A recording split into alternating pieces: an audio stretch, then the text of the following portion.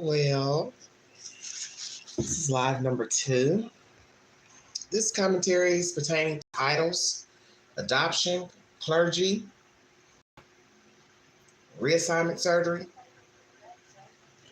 different topics pertaining to gay, trans, whatever terminology the person wants to use to describe himself or herself. They'll talk about the military, reassignment surgery, regrets, gay adoption, fostering children. Should gay people be allowed to adopt, rear children? Okay? Foster children. I'm going to bring you the ups and the downs, the lows, a really, really bad low pertaining to 2 men that adopted children. I'm going to bring you details. Let's start off with titles, everybody. Thank you so much for joining me. If you'd like to donate to this great network, $McAndrew129 Cash App. Stickers and shirts always welcome during a live stream. This will be an all-inclusive live stream pertaining to different topics pertaining to homosexuality, trans, whichever title you claim yourself to be. It's just going to be all-inclusive. As I said, military titles, church, religion, adoption, reassignment surgery. We're going to talk about all that during this live stream. Thank you for your time. Here we go. LGBTQ plus people have always existed, even if the language seems new. Conversations around sexual orientation and gender are nuanced, and the alphabet, if you will, is expanding.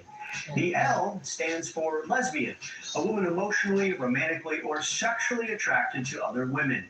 G stands for gay, used to describe men attracted to the same sex or anyone attracted to the same or similar genders. B, bisexual, people attracted to more than one gender. The T stands for transgender, those whose gender identity and or expression differs from cultural expectations. Being transgender does not imply any specific sexual orientation. Some non-binary people identify as trans, others do not. Q has 2 meanings. First, queer, a catch-all to include those who do not identify exclusively straight and or folks who have non-binary or gender-fluid identities. Queer was once used as a slur, but has been reclaimed by some in the community. Q can also stand for those questioning their identity. In addition to the LGBT and Q, some also add the letters I and A. I stands for intersex, those born with differences in their sex traits and reproductive anatomy.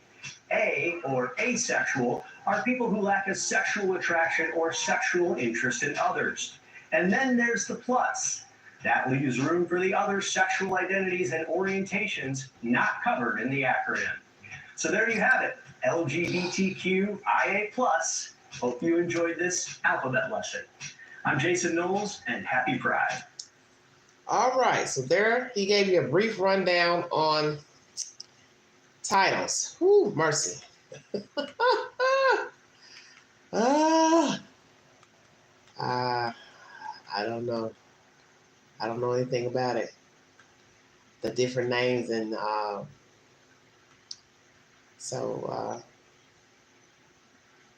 let's start with the children. Okay. We're raising our kids with no gender.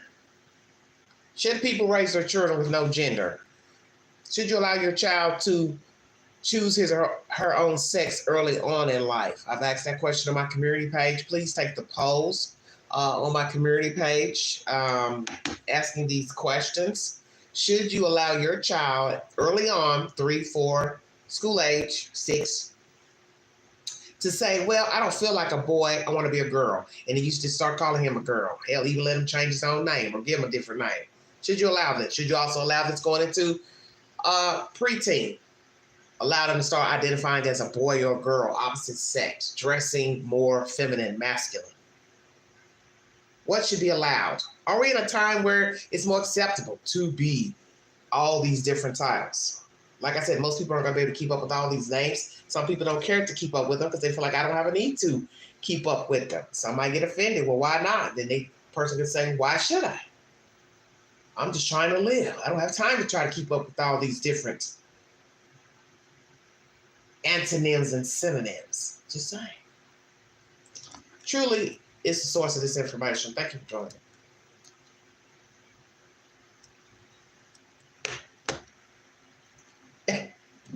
Stand it now. Probably still be a complaint, sweetheart. Probably still be a complaint. The pronouns she and he did not fit, and binary was what I turned to, though I did choose to act and look more feminine. Can I go down now? Hold on, let me make sure I got this. Let me go back to the beginning. Hold on. Sorry. This is Ari, Gwendolyn, and Brinafug. They are in a polyamorous relationship, and they all parent Hazel and Sparrow. We have a 2-year-old antigender baby and a 10-year-old who is non-binary. They have chosen not to disclose Sparrow's gender. We don't know it yet. It's something that Sparrow's going to have to figure out and then tell us. 3 people in a relationship. Marriage is controversial. I have literally received death threats. Crazy, crazy lady.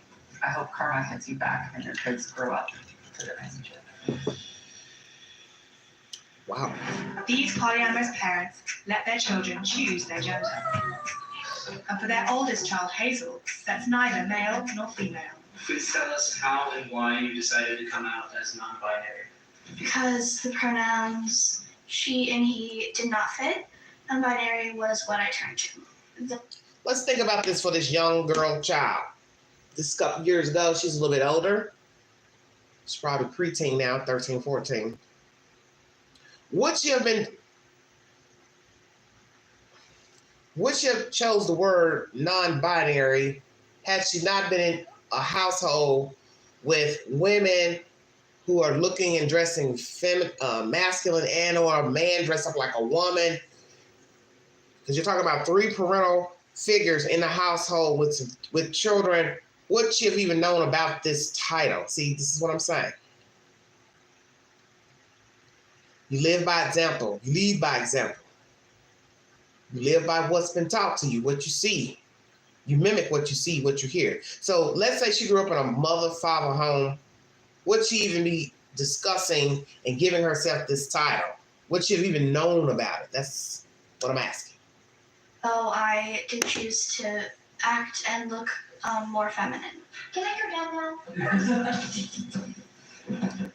And 2.5-year-old Sparrow has yet to make a choice about their gender. Sparrow, do you want a banana? They're antigender, but we're using they them pronouns. Sure, they have anatomy, we understand it, but that's not indicative of their identity.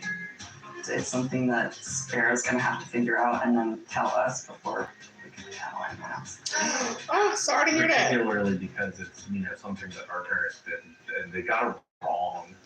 But giving Sparrow the choice has proved controversial. Online, there's a lot of angry people. I have literally received death threats. The worst is people who threaten my children. Yeah. But I'm the person who's disturbed. What you are doing is absolutely horrifying. I feel for your kids. They should never be put through something like that. What you're thinking is so effed up. It's actually scary. Crazy, crazy lady. I hope karma hits you back and your kids grow up to their message. A lot of people, they say, how will your children know what a boy or a girl are if you don't teach them? Good point. Or how will they know how to act? Yes. There's a lot of assumption that we're raising them without a gender and we're not giving them any information as to what gender is when that's just not. So we have one parent that's female by appearance. I'll say maybe genetically, a woman. And then there's one parent that I believe is a man dressed as a woman. And then the other parent, I can't tell if she's a man or a woman dressed like a woman. So go figure. But they're allowing the kids to choose their own sex. But this goes back to what I just said. Would this child be in this position of a mind frame if they weren't living in a house where a man and another man are dressed like a woman, but they know it's a man under the clothes, and then there's a woman who looks like a woman, but maybe she likes men and women. I don't know. But the point is, would the children be choosing this binary, I'm a she, I'm a he, I'm not a this, I'm not a that? Just saying. Because would they know anything about this? That's my question. It's funny because one of the main complaints that people say is children are too young to know their gender. That's why they have to be told what their gender is. And we're like, well, I think we agree on the source information. We agree children don't know yet, but how we respond to that fact is very, very different. Oh, the other one anyway. The parents educate their children differently from regular public schools. Hazel schools themselves. Hazel is very led in what they do. I basically just try to keep up with them. So typically, how many hours of study a day do you get together? Honestly, probably not more than 1 or 2 where we're at a table doing what looks like typical academics. The rest of the time, it's a lot more natural, fun learning. Natural We fun don't learning. force them to homeschool. We did it because at the time that's what they wanted, and we're always going to be following their lead on that. Before COVID-19 lockdown, Hazel and I had started talking about them integrating back into public school. And once lockdown is over, if that's what they want to continue to do, then we will 100% support them. They may be different, but the family's biggest challenges are the ones that all parents face. Now don't jump while you're drinking, they'll knock your teeth out. I would say the biggest challenges that we face are the challenges that any family faces that really often have nothing to do with gender. Just regular raising toddler kind of problems. I think a lot of parents worry about ingraining that kind of gender performance very. This is where the queen's going to be a little cynical. You should know it was on its way. She's telling the child, which appears to be a girl child, don't jump up and down on this trampoline with the cup. May knock your teeth out. Well, one would say, why would you have a child jumping on a trampoline drinking liquids? Everyone knows that when your body is doing different motions, such as running, hopping, skipping, flipping, turning over, if you have just eaten or drinking or eating while doing those things, you will possibly regurgitate your food. So I'm going to go ahead and say this. Some may not like what I'm going to say. You know I don't care.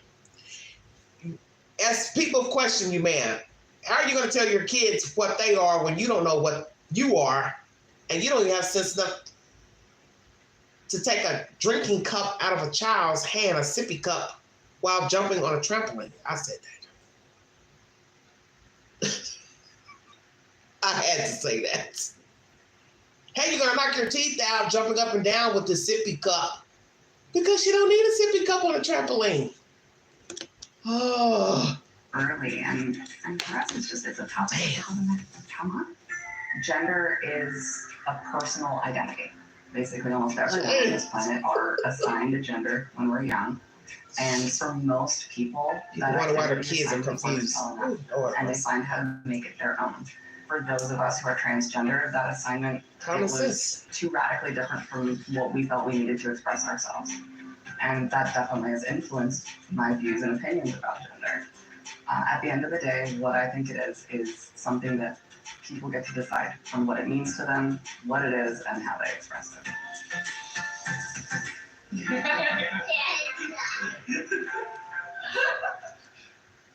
And what are you teaching your children with all these different people in a relationship? So you say, hey, call yourself whatever you want. He, him, her, they.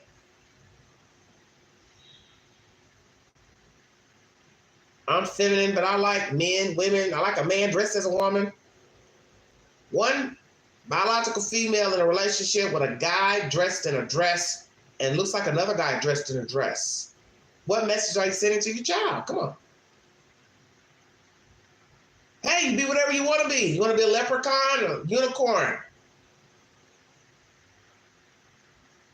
Just saying. What are you teaching your children? Because this will be confusing to a child, especially coming out the womb, growing up, and then they see other people. They go around other people, they watch TV, and they see a guy and a girl and a house and a dog and a cat and a car. They're going to probably ask you, well, my friend Jane has a mom and a dad. Why do I have two mommies? Or why do I have a mommy that's a guy but dressed like a girl? I can't even imagine a child even having this conversation with a grown adult. Should a child be having this conversation? I'm just saying. I'm sure some don't have any choice because these are the lifestyles they're choosing. But this lifestyle here with her and these two men dressed like women, and then the kid saying, I'm non-binary, 10 years old, saying that. That's strange to me.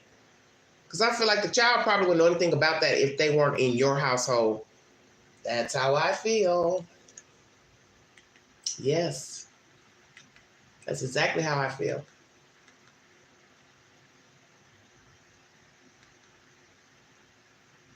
Mm-hmm. Let's talk about gender dysphoria in children. Thank you for joining me. CHOC Children's is the source. Lord Jesus. Are people born gay? That's the question on my community page. Feel free to take the poll. I'll put it here. Daniels, and I'm a pediatric endocrinologist at Chalk Children's Hospital. Hi, my name is Mark Daniels, and I'm a pediatric endocrinologist at Chalk Children's Hospital. I'm the division chief, and I'm overseeing the new program called Gender, Puberty, and Sex Development program at Chalk. Gender is the sense of self, of who one is in the world that we live in. And so gender really is not defined by what you look like or what your body looks like. It's who you are inside. Gender dysphoria is the sense that there is some distress or stress related to the fact that how you see yourself is not how the rest of the world sees you.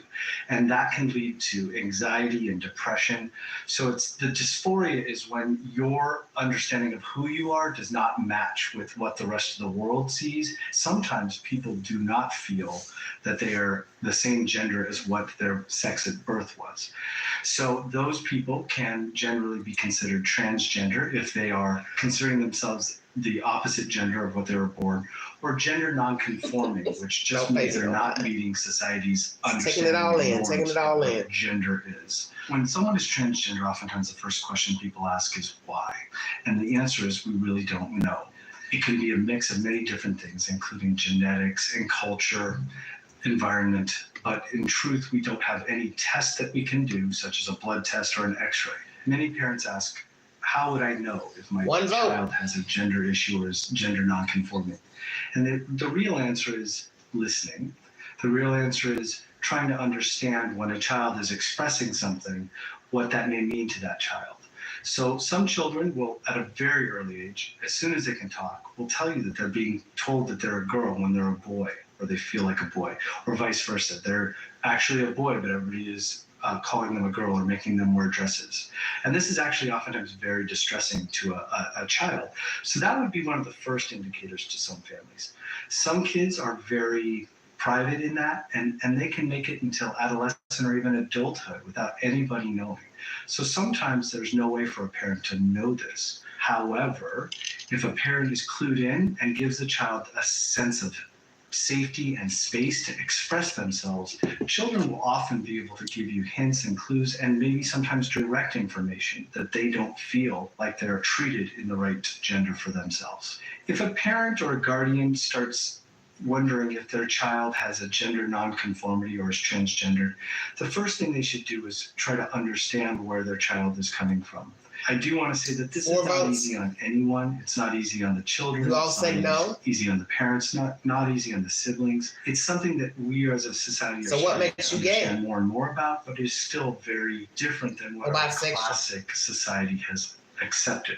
Once there is starting to be more information and ideas that there is a gender nonconformity or someone who is not following our typical gender ideas, then the family should really reach out to a medical professional like their pediatrician or to a counselor. The idea there is not to try to change the idea of the child or the mind of the child that we can fix that issue, but really to offer a sense of safety and support to really be able to explore this a little further. So right now, our goal here at Chalk is to offer a comprehensive approach to children with gender issues and other issues.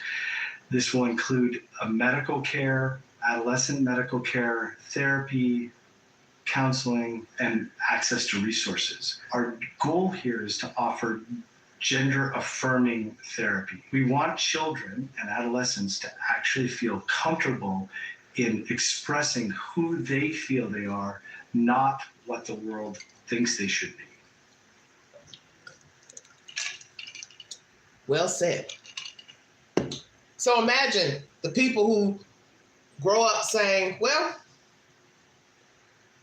I almost want to say something really horrible. This is a joke on my mind. Sometimes I feel like a nut, sometimes I don't. Okay, so you feel like a boy, you feel like a girl. Then one day you get the sex reassignment. Let's say you have been fortunate enough to afford it. Don't know what it costs. Anywho, I'm sure it's not $200. So you get the sex, but then, I don't like how I'm feeling because it's a life-altering surgery. And many people have regretted having the surgery because you don't know what's going to happen to your body or your mind once you have the surgery. And I'm sure one of the side effects is the obvious. You're no longer getting an orgasm or that tingly feeling you get when you were sexually attracted or aroused by another human being.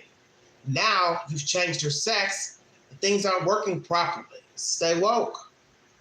Because your body wasn't designed to be altered in that way.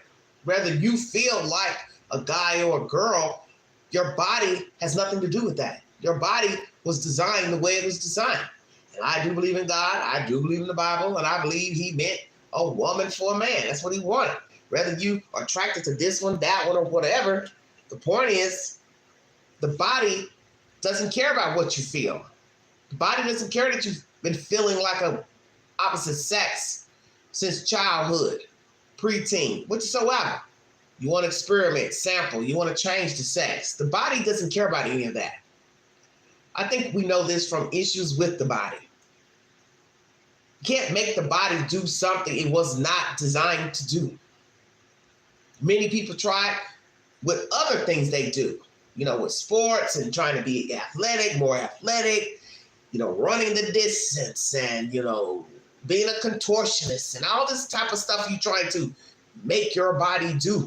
Things that maybe this person over here can't do, don't care to do.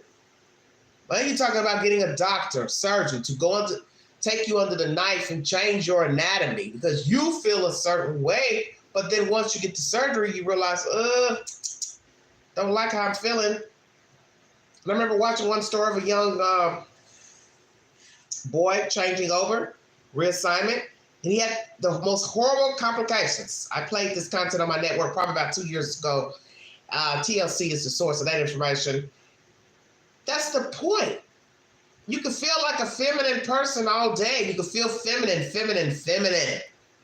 I want to be a girl, I want to be a girl, I want to be a woman. But then when it's time to cut you, heal up, the wounds were opening up because it isn't natural. You could have the same issues with some other type of surgery. And it could be a surgery you actually need.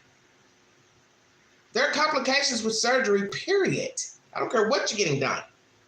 It may be detrimental to your health, the surgery you get, such as open heart surgery. Perfect example. You need bone marrow. But it doesn't mean your body is going to like being cut open. It's going to heal properly. So now imagine you're doing something unnatural to the body, such as trying to make a penis into a vagina. You got to now try to urinate out this vagina when it wasn't designed that way, okay? God gave you a penis, and he meant for you to use the restroom through that canal, that instrument. And now you're saying, well, I don't like it, I want to change it. And then you're expecting some man or woman to reconstruct what was naturally given to you. I don't think people really realize that you're asking a lot from a surgeon. Because that's really all he or she is. They're a surgeon, but they don't have nothing to do with this in here, down here. What, you understand? They can't make it be something it ain't. And then you have to ask yourself, who the hell taught this person to do that? There's somewhere in the medical book, obviously, hey, we have a course on changing the sex to another sex. And I was watching content the other day, 83. Goes back as far as 83. I didn't even know anybody was getting sex changes in 83. I said, damn. And I'm sure it cost a lot of money in 83. Because, you know, everything's like, hey, DVD, CD, telephone. First time a phone came out, I'm sure it was expensive. First time the DVD player came out, it was expensive. See where I'm going? But as time goes on, hey, you can get your Roku TV cheap, get your flat screen cheap. See where I'm going? Woo! Get your reassignment surgery cheap. Not trying to poke fun, but what I'm trying to say is the obvious. You're trying to expect your body to be something that it's not. And your body doesn't care that you feel feminine or masculine. It's its own organism, your body. It can pick up diseases, infections, all on its own. You've seen this mishap in life. Doctors say, I don't know what happened. I don't know where this lump came from. I don't know how this lump formed. I don't know why the skin's doing this. The body is a unique organism. Somebody's got pretty skin, somebody don't. Somebody's got a lump here, somebody don't. That's the point. They're trying to make the body do what it's not equipped to do. And really, when you think about it, it's cruel. That you're taking this organism that God made and say, well, I want to make it into this because he made a mistake. And I'm not here to preach, but I'm just keeping it real. That's what you're telling God, whether you believe in him or not. Hey, you made a mistake. And then you think about these men, because it's usually men who regret the surgery. They've gotten this new girlfriend downtown, but she ain't working right. Well, she ain't working right because that ain't how she came. It was orchestrated by a man. You understand? Hello, Quitty. Thank you for joining me. Hey, drift off to sleep, baby. You good.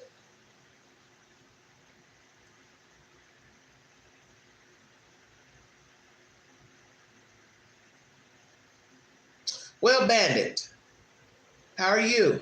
As an openly bisexual man of 14 years, I can say my attraction towards men began around 12 years old, and I was never molested. I'm only speaking for myself. Oh, well, thank you for chiming in. I didn't know somebody was going to go on the belly of the beast to go there. I'm just talking about all facets of, you know, titles, this and that, or anywho, different things pertaining to homosexuality, trans, or whatever word you like to use, because I don't want any problems during this live stream about what title I use. I'm not trying to use any. I'm not trying to go there. I'm just bringing you the information. But anyway, logically speaking, I'm going to bring you content from an older man who said, you know, I wanted this surgery. I had it a long time, but I regret it. And you've heard of horrible things happening afterwards. As I said, things are not functioning the way you anticipated. So the mind starts to get disgusted. Aren't you acting right? So you're not getting that feeling you were getting. So imagine you wanting to be this woman. Now your penis is constructed allegedly into a vagina, but it ain't acting right. Now you're mad. Now you're mad at the world. You're mad at yourself. Damn, I should have never done this. And you can't go back. This is the reason why people don't need to be jumping the gun with getting surgeries for children. I don't believe surgery should be allowed for children for this very reason. One, I feel like it's mutilation to the body. Two, if an old man is sitting here telling you he wish he had never got his woo-ha messed up, then what the hell does that tell you? You don't have no business doing that to a child. Putting a child under the knife because he says he feels like a girl. He wants to be a girl. Well, he doesn't know what it's going to be like once they mess with his boyfriend and they turn his boyfriend into a girlfriend. And now his girlfriend don't want to act right. Who's going to be up all night with a crying child? See, nobody thinks. That's why you cannot just let a child tell you what they want. Well, when you become grown, sir, little person, you can do whatever you want with your body. But know the ramifications for wanting to change your boyfriend. No, nobody should be cutting on a kid. It's not life-threatening. You have no business cutting on a kid. I totally denounce anyone cutting on a kid, trying to make something it ain't. Because they don't know what's going to happen once they get surgery, no different than being an adult. And once you get under the knife, you cannot turn it back. You want to go back now to the doctor, the surgeon, and say, hey, I made a mistake. I want my penis back. Well, sorry, we've cut him in two. Sorry, just saying. Have you seen the surgery? It's not a pretty sight. It's not a pretty sight. Maybe they need to show people the surgery. When they start talking, I want my woo-ha cut off and I want to cut in two and made it to a girlfriend. Well, you wanted to be a girlfriend? Well, let me show you what it looks like.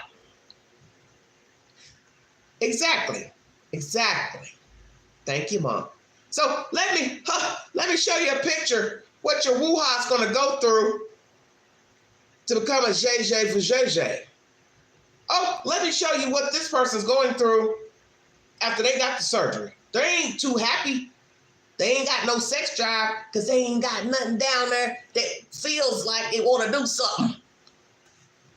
Probably numb. Did you know that when you have surgery? Wherever you have surgery, you can be numb. As most of you know, the Queen has had breast surgery. I've had underarm surgery. And wherever they cut you, ding, ding, ding, ding, ding, you don't have any feeling. And so a lot of people are like, oh my God, Queen, you had breast surgery years ago? Yes. And was no feeling. Round here was no feeling. Nipple area, no feeling. It took years before I got feeling around there, okay? So that's a place that some women like, to be touched, kissed, whatever. Didn't matter to me because couldn't feel nothing. That's my point. Wanted to get this surgery because better myself, stop having back pain. Queen has some knockers. Ting, ting, ting. So we get this surgery. I like the breasts, but hey, no feeling. Underarm surgery, had to have that, had the hydrogenitis. But no feeling under the arms. Still a little numb under there.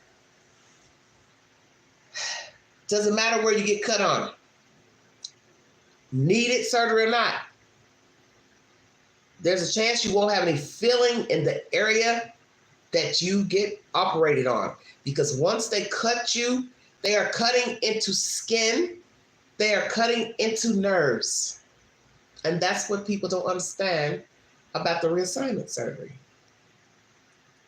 You have to pray your ass don't bleed to death. Just keeping it real. Not sugarcoating nothing during this live stream, because somebody needs to hear it. All right, we've talked about titles. We've heard from a family that don't care about what their children call themselves and what they call themselves. We heard from a doctor talking about how children feel growing up, feeling different. We're going to touch on every subject that I can think of. Excuse me. Trying to think where I want to go. We're going to talk about adoption. What do y'all want to hear next? Because I got it all. We're going to talk about clergymen, priests. We're also going to talk about, as I said, adoption. Should gay people be allowed to adopt? Or bisexual, whichever. Let's go with, let's see. Got so much. Let's talk about the transgender situation. Changing the sex. Since I'm already talking about it.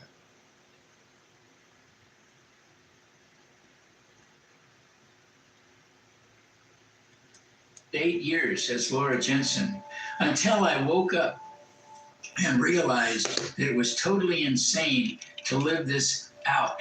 The first time that it happened in the 50s was Christine Jorgensen, but Jenner took it to the next level. We're going to talk about that, Mom. And then 2015, it began to explode. Are you a woman? Yes, for all intents and purposes, I am a woman. My brain is much more female than it is male. This is Mr. Ladies and Jenner gentlemen, speaking. the courageous, the stunning Caitlyn Jenner.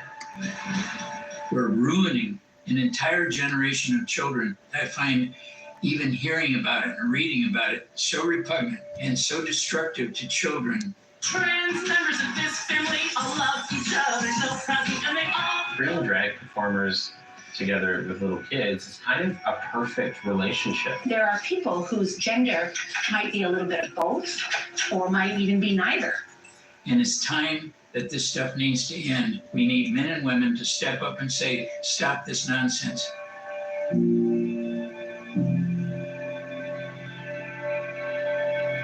I was born and raised in Los Angeles, California. You know, my upbringing was pretty much a typical California upbringing in Los Angeles in the early 40s. It wasn't really anything remarkable, at least not until my dad began to take me over and drop me off at my grandma's house. Grandma was a seamstress and made dresses. And I became very curious about her work, and my curiosity led to her making me a purple chiffon dress that she made just to fit my perfect little 4-year-old body. You know, at first it felt really exciting to have somebody telling me how wonderful and cute I was. But what I didn't realize was happening is the second Grandma began to tell me how cute I looked in that purple dress, what she was really saying was that there was something radically wrong with the little boy that I really was.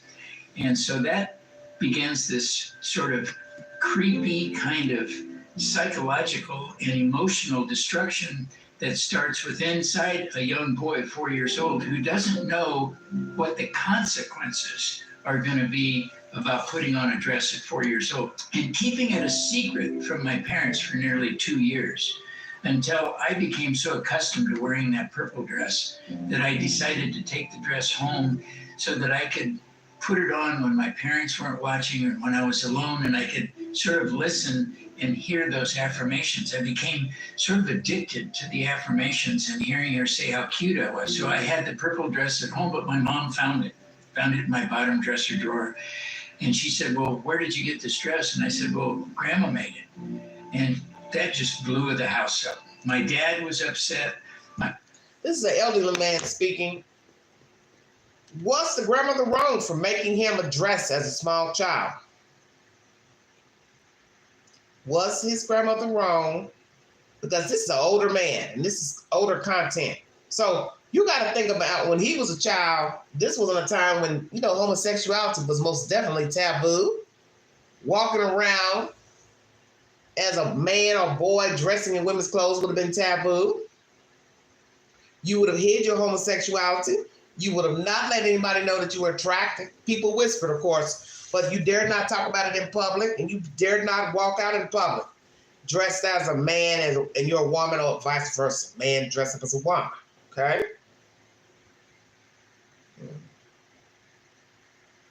Was the grandmother wrong for making him a dress? Letting him take the dress home. People still argue, well, it would be wrong if she let him dance around in the dress, prance around in the dress in our house. Because you're doing something the parents don't have knowledge of. Stay woke. Now he talks about his father finding out about the dress. Mom was upset. It was supposed to be a secret. I broke the secret. And as a result of that, I could not go back to Grandma's house without my mom or dad being with me. Wow. Dad didn't know what to do. His mother-in-law had just been cross-dressing his young boy. He was so angry at my grandmother that he took his anger out in his discipline on me, and he started hitting me with a hardwood floor plank when I would do something wrong. Sometimes he was just being way too critical, but it was that what was built up in him because of what happened to me. He did not know what to do. If you can imagine in 1946, 47. 46. There's no information about kids wearing dresses. Whew. But the Wow. next part of the equation was his adopted brother, Uncle Fred, heard about me wearing the purple dress. And Uncle Fred decided that I was fair game to be sexually abused. Uncle Fred was... Well, that's the whole point. Sadists seek out opportunities. So let's go with Uncle Fred. Uncle Fred obviously was a sadist. So now you all are giving Uncle Fred what he wants. A victim on a silver platter. It's not to say he wouldn't have tried the boy or any other child, but you have now let Uncle Fred know, who 9 times out of 10 was probably a closet homosexual. Oh, here's my relative. He likes dresses. And these people were wrong for spinning this story around to family members. Where's the decency for privacy? Shh, don't tell anybody. He likes wearing dresses. Grandma made him a dress. Now you go tell this person, that person, that person. So then it becomes just a circulating rumor about a child who's conflicted with their sexuality. So then the information gets in the wrong hands, a sadist, and now he comes, slobbering over himself. Ooh, he likes, dresses. He's gay, although he's just a child. So the sadist is excited. Oh, here's my opportunity. Got me a victim that I can lay hands on now. And this relative probably had no idea they're talking to a man who likes boys. Stay woke. Not playing with a full deck of cards. And he'd get drinking a little bit, and he would come looking for me, and he would molest me. The emotional and psychological issues that I had from what are you talking about, Mom? Affirming me, I didn't really realize the consequences of those for many years. The hardwood floor plank obviously was very devastating.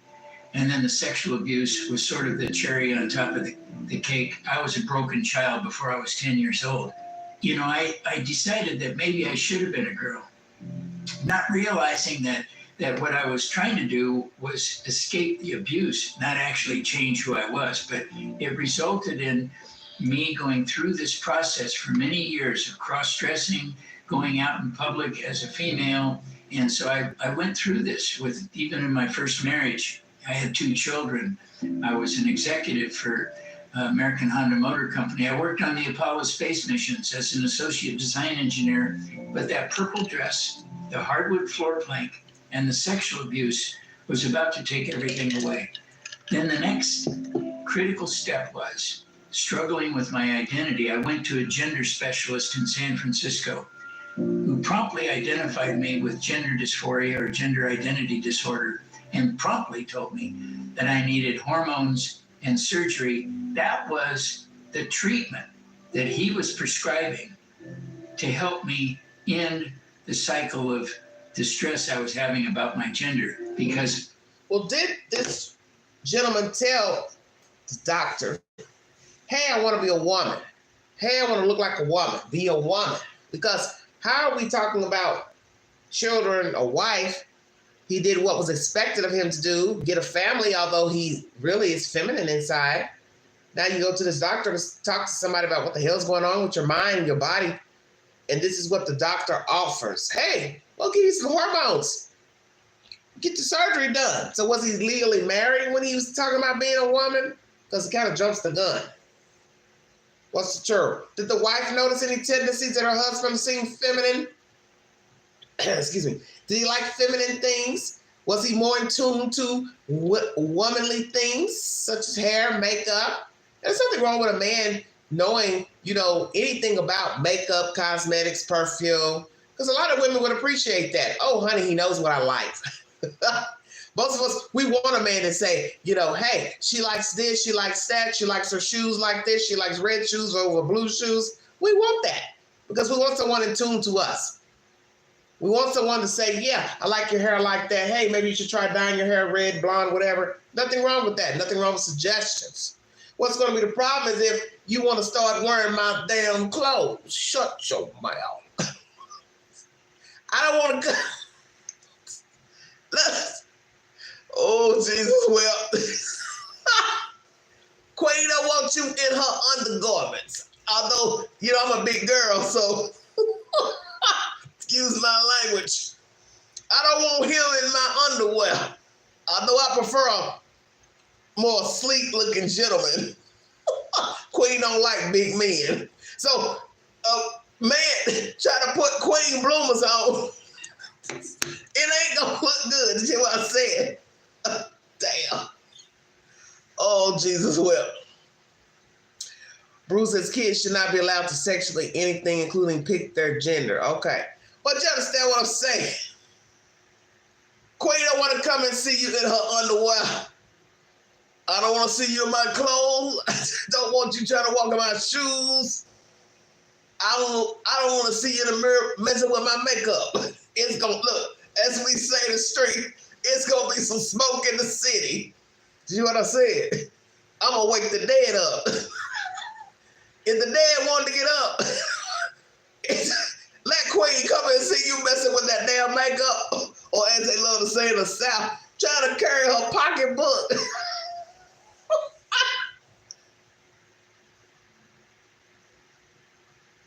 Negro, is you crazy? You get your out of here. We ain't got nothing to talk about. Baby, I was just playing. You know what I'm saying? I was just joking around. Hell to the no, you weren't joking around.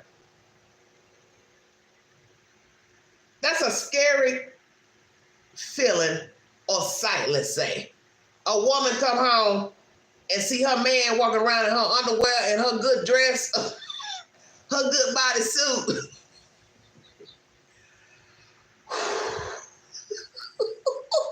We are past singing Kumbaya. Because first thing I'm going to say is, how long this been going on? Don't get mad, listen, y'all going to make me get off the subject. Baby, don't get mad, look, don't shoot.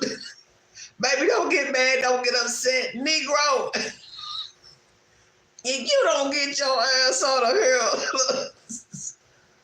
you don't want to end up on Dateline or YouTube video. You better get your ass out of her. Huh? That's offensive. Damn. And somebody might say, well, you women don't mind putting on guys' boxers, t-shirts. Baby, you know that's different. Stop playing. Perspective. You know that's different.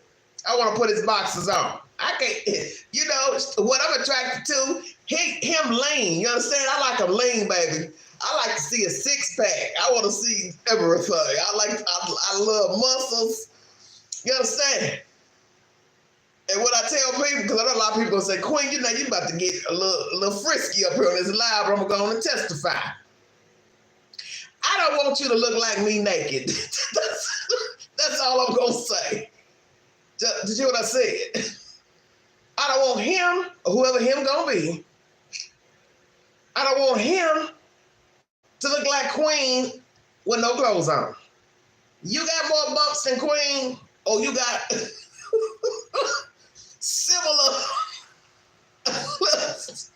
you got, Lord, I'm sweating. You got similar physique as Queen. It's about to be a problem. Shit. Let me get on with this. I can't no more. Oh, Lord. Here we go. Y'all heard what I said. I can't with y'all. What happened to me as a young child. The doctor I went to, his name is Dr. Paul Walker. Dr. Paul Walker was a homosexual transgender activist. He felt his job was to do like they're doing today, is to introduce people to hormones and surgery as a process of treatment. Now keep in mind, Dr. Paul Walker was not just your average therapist. Dr. Paul Walker was the author, the primary chairperson and author of the Harry Benjamin International Standards of Care. The very same standard of care that's being used today that's called WPATH Standards of Care. His agenda was pushing transgenderism, pushing surgery, and pushing hormones recklessly and really damaging someone's life like mine.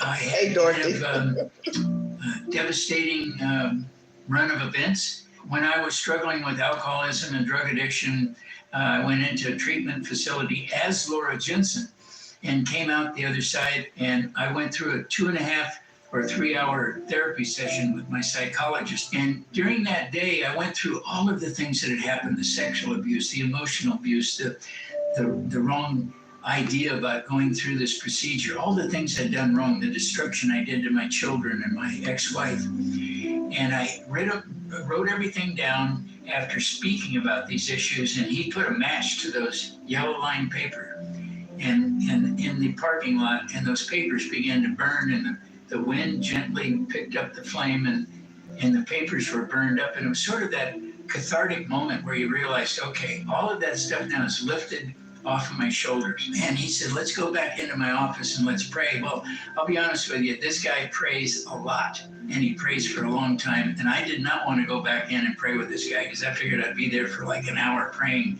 And as he prayed, I kept hearing him, and I kept thinking, is he going to end? And then there was a point in time when I couldn't hear him praying anymore. And miraculously, what I saw at that moment that I couldn't hear his voice was I saw the Lord Jesus Christ actually descending toward me with his arms stretched out. And I looked in front of me, and I saw that he was reaching toward a little baby. And I looked at the baby, and I go, that baby is me. The Lord is coming to claim me. And he turned to me and said, your life will be safe with me forever. And the Lord disappeared. I realized at that very moment, the Lord came to redeem and restore my life so that I will serve him every day after that date. I wanted to restore my life, bring myself back to reality. So faith played the pivotal role in me being here today. 35 years sober, married 24 years, and I detransitioned over 30 years ago. Thank the Lord, I've been very successful in providing help to many people. I haven't been able to help everybody, but I've been able to help a lot of people, and I'm very grateful for that. And I'm going to continue to speak out. I'm going to continue to work. I'm going to continue to try to help people who have no other place to turn. And so I started a website called sexchangeregret.com, and I work every single day with either a parent, a father, a transgender who has regret like I did.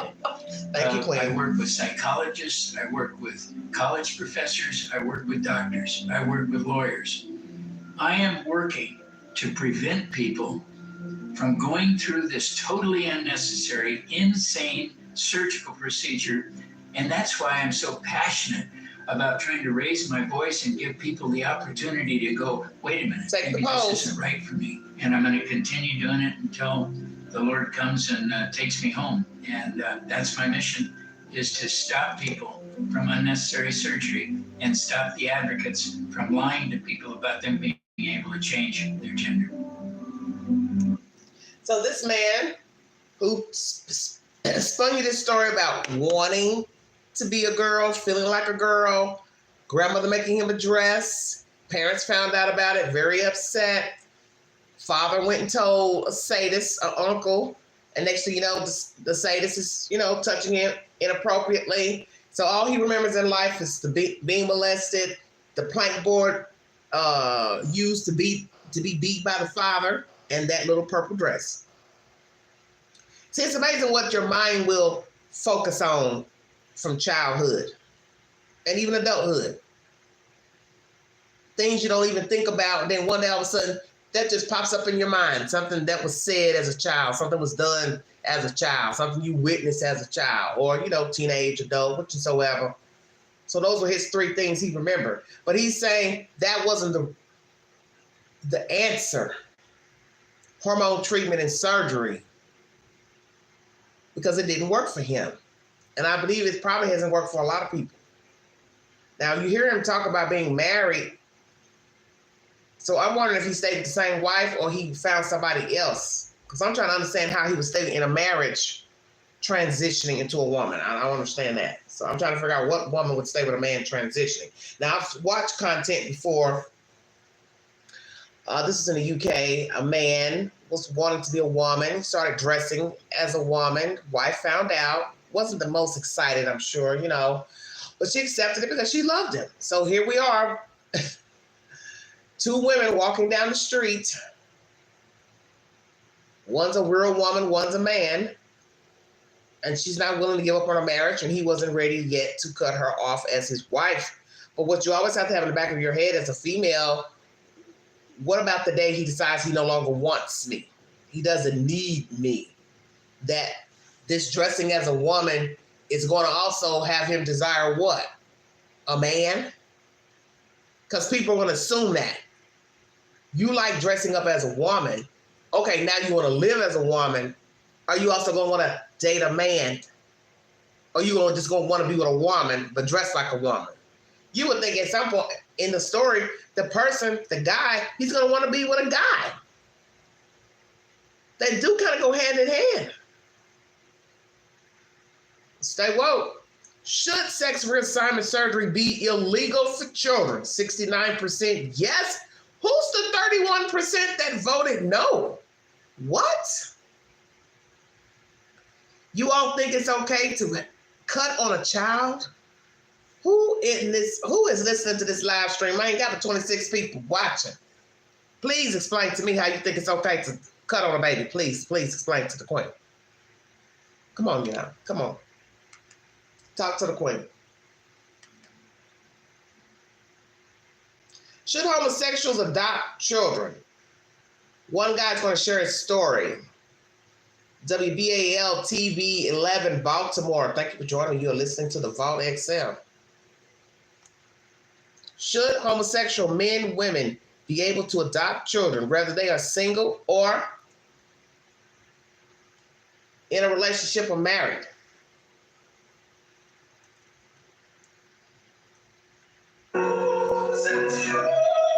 David Marshall had two dreams in life: singing opera and becoming a father. You want to put your headphones on so you can watch your show? He's accomplished both. Today, he's getting his 5-year-old son, Josiah, ready for a busy day at pre-K. Marshall adopted him at just 2 weeks old. When I finally got that call, I was literally completely overcome. Completely. I mean, I fell apart emotionally. As a single black man who's gay, adopting isn't easy.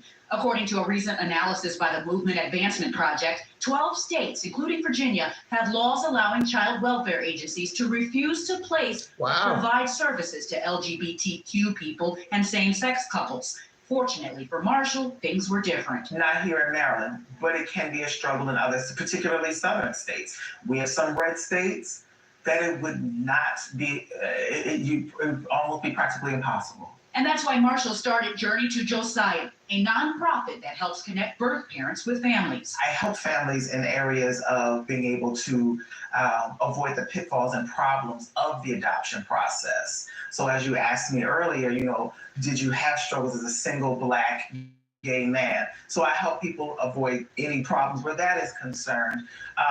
But then there are the issues of sometimes there are agencies that are not on the up and up. This Sunday, the organization is hosting a Paint with a Twist party to bring more awareness and celebrate dads ahead of Father's Day. My clients are all at this present time men, black men in particular, who want to be adoptive parents. So we are celebrating men. Theo Hayes, WBAL TV 11 News. So he was able to adopt a little black boy. How do you all feel about this? Single men adopting children, okay? Gay men adopting children. Because a lot of people are going to assume the worst. Oh, they just want something. They just want a child to mess around with. So then now you're saying that gay men, bisexual men are pedophiles. You're also saying what? They've been touched as children inappropriately. Some may have been, some may have not. But is it fair for us to judge as people? Judge a gay man couple to not adopt? 71% of you, well, want to bring you the poll. Should sex reassignment surgery be illegal for children? 67 is yes, 33% no. Going to end that poll. Thank you for joining me. Let's now ask the next question about homosexuality in children. Should gay people be allowed to adopt foster children? Thank you for joining me.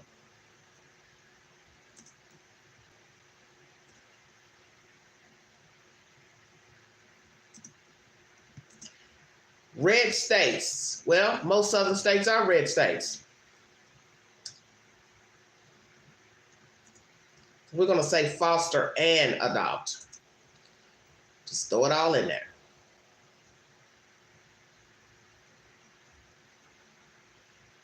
You always have 3 options during the live, but on my polls, on my community page, I give you up to 5 options. Let's see how you all are thinking out there. Thank you all so much for joining this live stream late morning. 1 hour in. Should gay people be allowed to foster and adopt? Take the poll, everybody.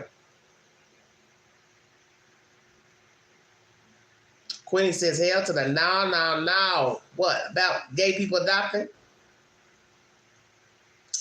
Dorothy says, can't be serious all the time. Yes, of course not. I'm not talking about anybody in general when I'm joking about myself. The jokes I told are about Queenie, not about anybody else. I just like a lean fella. That's what I like. That's what I like. Look, and he ain't complaining about Queen, so that's all that matters. Anybody get with Queen, they saw me when I walked in the room. You understand? They can use a visual aid about what's underneath the dress, okay? But you understand, I like a lean fella.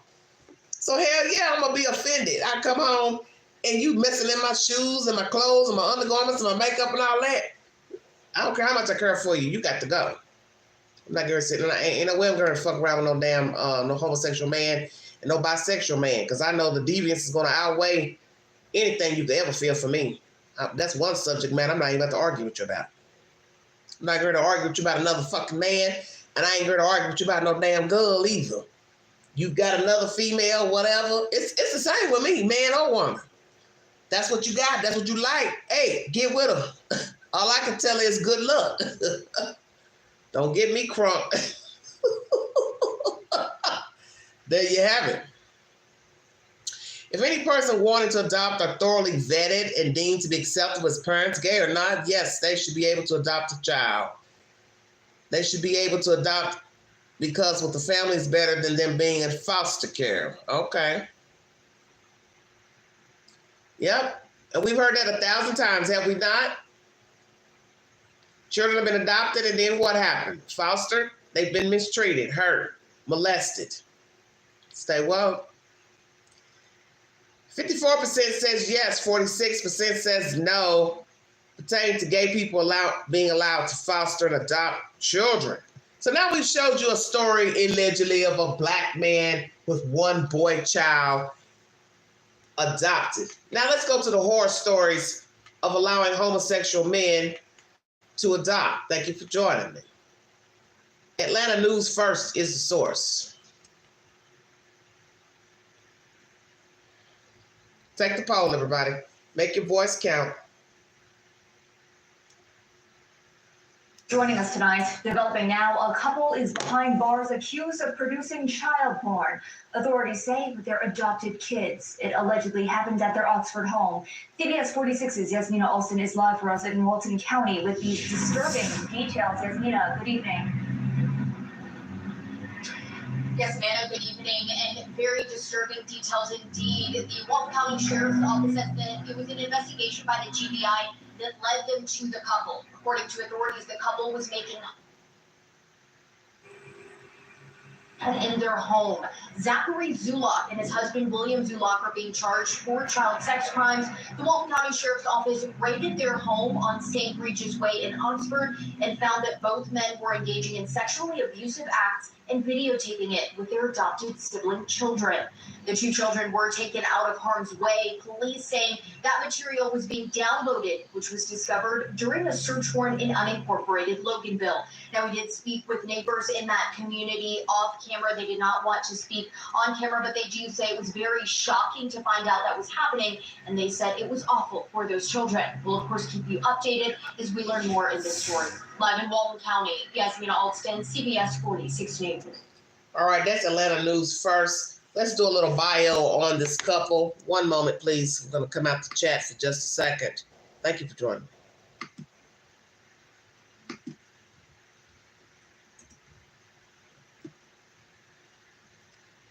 Oh, man. Wicked world we're in. No respect for children. None.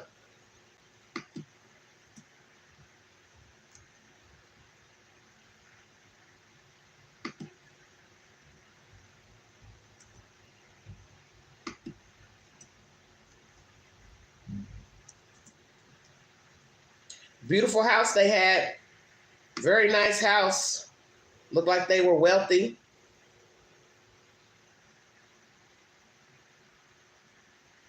Oh, Lord. This won't let me do this. I'm trying to look for an article. They're sitting here saying you can't look up. They'll think I'm looking up child porn. I'm trying to see the couple. Couple arrested. Damn.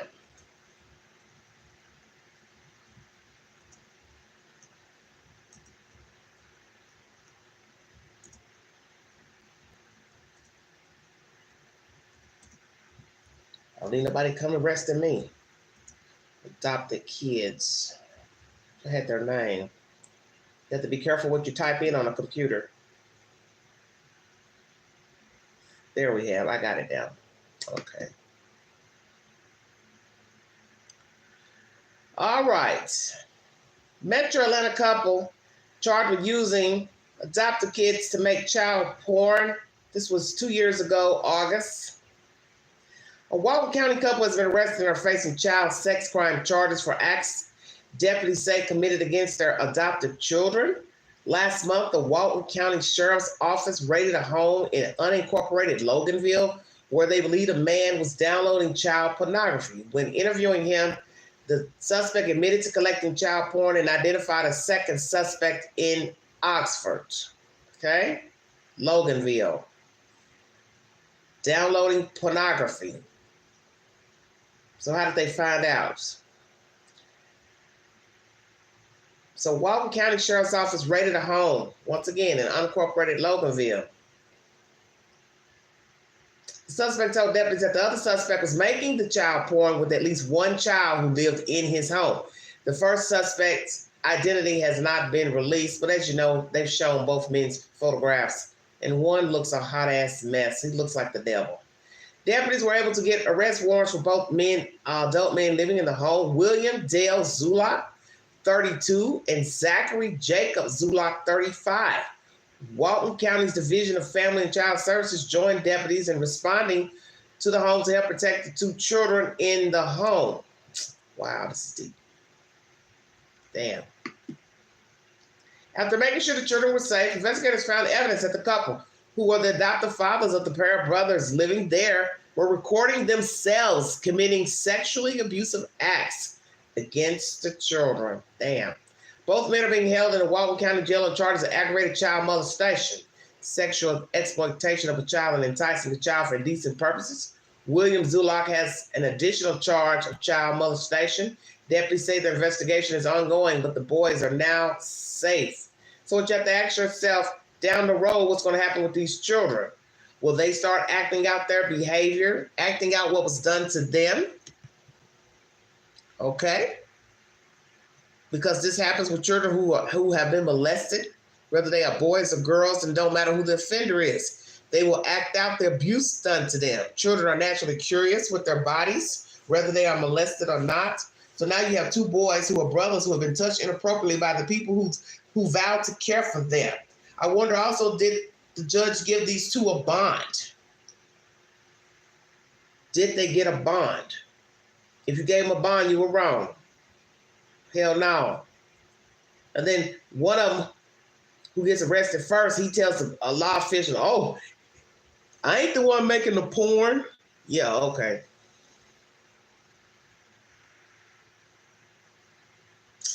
It was my husband. Well, investigators said they found evidence that the couple were recording themselves, plural, committing sexually abusive acts against the children.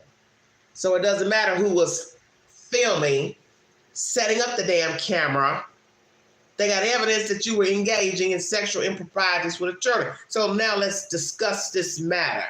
Should gay people be allowed to foster and adopt children? Hell, should they even be allowed to bear children?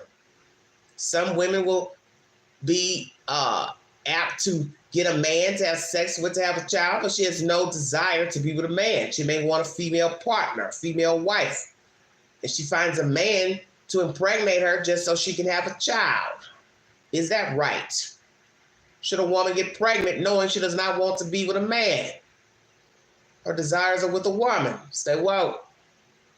Let me get back into my live stream. Thank you so much for joining this live stream. Late morning, 1 hour and 10 minutes into this live stream. If you're curious to how long the Queen has been on, shut your mouth. Let's put up a poll. Let's see the results of the poll I just posted.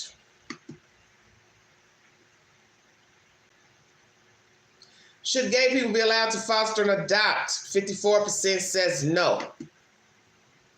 36% says yes. 11% not sure. Has everyone voted? Before I take the poll down.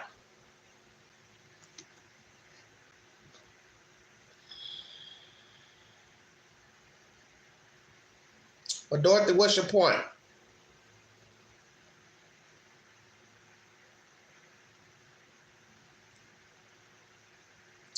All right, so you all are saying what in the chat?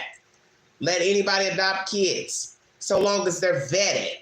But that doesn't make any sense to say that either, because don't you think these guys were vetted? You want me to believe these two men weren't vetted by the adoption agency? Come on now. There's no such thing as vetting someone. They do your background check. They do your criminal check. It's the criminal check, credit check. See where you work, how long you work there. They talk to your neighbors, your friends, your coworkers, your boss. They say, okay, we'll let you have the child. That's it. They don't think you're going to take them home and touch them inappropriately, sell them, traffic them, beat them, hurt them, tie them up, lock them in cages, all the horrible things you hear done, berate them. Abuse is abuse. And they're nasty. They're touching the kids and making porn with them. Whoop them. You know, we'll take you back to The Color Purple. What she told Harpo, beat her. Tell Miss Sophia, well, these two need to be beat the fuck to sleep.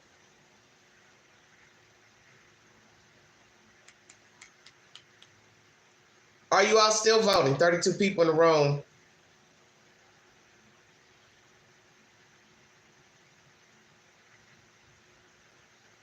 My parents are adopted. My brother and I biological. They thank you many background checks and interviews. What do you mean, honey? Yeah, background checks don't mean nothing. Many people commit crimes and they have a good background. It's just like getting an apartment, a house you rent from somebody. You may be good going in. You got the place. You don't act a donkey's ass until you get the damn place. You getting high, you drinking, you getting crunk, you thieving, you defrauding. Everybody knows this.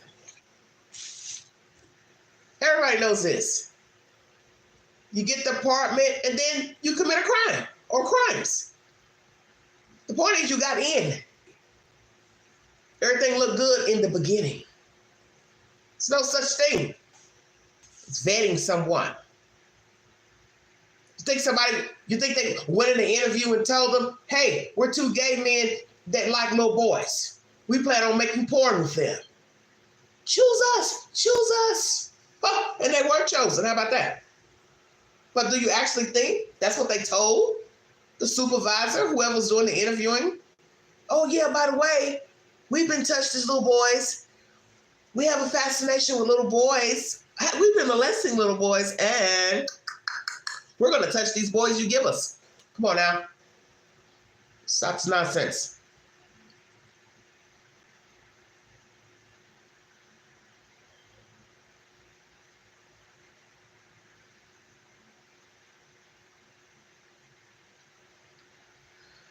%38 of you believe gay people should be allowed to adopt foster children. 53% of you said no. 9% of you said not sure. We're going to end that poll. Thank you for joining me.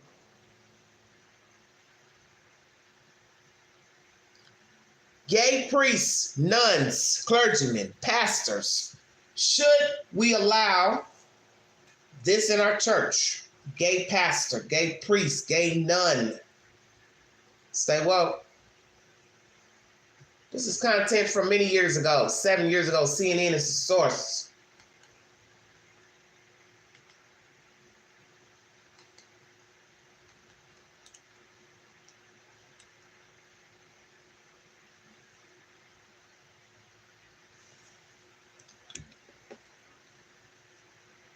Do you want a gay pastor at your church? You want a gay deacon? Bisexual pastor? Stay woke. Navigating controversial waters. Stephanie, since late April, Pastor Neil and his husband Kate have been at Grace United Methodist Church, an unfortunately necessary move from Texas after Pastor Neil was suspended from the ministry he served at for getting married to his husband. While it was an unimaginable time for this couple, they tell me that it is freeing to now be at a place they can be themselves. As thousands of churches are leaving the United Methodist Church congregation, one local church is staying. I believe that change is going to happen. One of those changes he's hopeful for in 2024, acceptance of same-sex marriage within the denomination. Pastor Neil says it is still a time of great stress, and being an openly gay married couple comes with challenges. We came from an environment where it very much so felt like we were no longer welcome there. Sort of ran out of town, if you will. It's kind of how it felt to the two of us, just coming off our marriage, one of the happiest times of your life. He's young. And his lover is, his husband is old. Going to happen. And there were many months older by, but we didn't know what was going to happen. And we had faith that God was going to provide for us. The couple originally wanted to get married in 2020, but we're waiting for the annual conference to put an official stamp of approval on same-sex marriage. After getting delayed in 2020, 2021, and 2022, the couple decided they couldn't wait any longer to tie the knot. We did it, and we're grateful we did it, but there was a price to pay. Now at Grace United Methodist Church, they feel more welcomed than ever. This church has a long history of being open and accepting and being... I'm going to say something that my pastor once said. He doesn't care about what you do, who you with, who you lay with, who you love, who you like. He says the Bible only speaks of homosexuality twice in the Bible. I'm assuming he knows what he's talking about. So I'm going to go here. Well, finish what he said. Do what you want. Don't care how you live. But he said, I ain't letting a gay pastor sit up here in my pulpit. And I agree. So let's ask this question. Should a church have an openly gay pastor, woman or man? 2, should they allow you in a seminary and openly gay? We're going to put that question on the poll too. Take this poll so I can take it down and put up the other one. About the seminary school allowing an openly gay man or woman take courses to become a pastor, bishop, which is soever. Everybody's got their titles. 80% of you are saying no. 20% of you not sure. Wow. 5 votes. Damn. You're not sure what exactly? Help me understand. Well, what are you not sure about?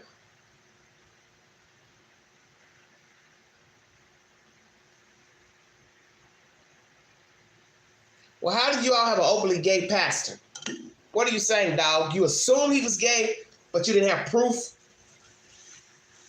So white church or black church? Just asking, because I don't see nobody, I don't see no black church having no openly gay pastor. I'm sorry. I don't see that. So explain to the queen what you're talking about.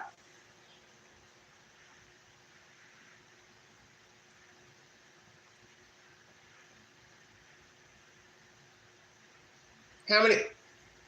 25 viewing. Take the polls, everybody. Should gay, bi, man, woman pastor a church?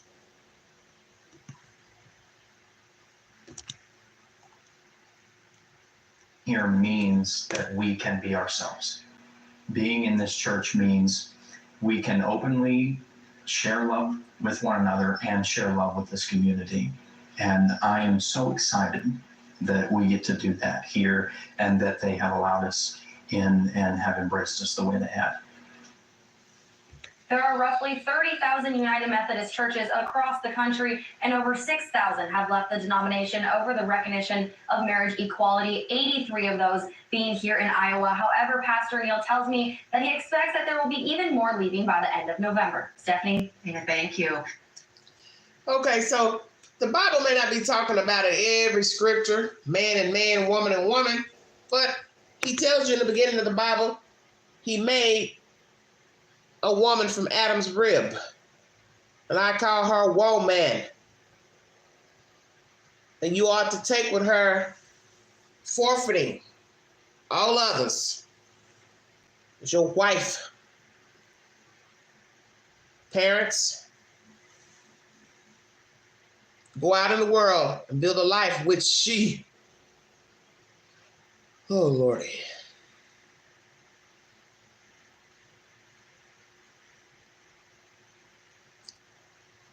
Weigh in. 14% of you not sure. Sweet Jesus. I don't know what's going on. Ain't, but a few of you vote. So who is not sure? I don't think. He was gay. My grandmama hid it from me for a long time, and then she told me before he moved away. Well, was he openly gay in the church? Help me understand what you're saying. That's all I'm asking. Was he openly gay in church? I can't see anybody having an openly gay pastor. I just can't. I'm sorry. Letting you in the church, coming to church as you are is one thing, but not pastoring the flock. That's totally different. How are you going to preach about this and this and this, and you are with a man, like a man, you desire a man? Help me understand. If you was a woman, same thing.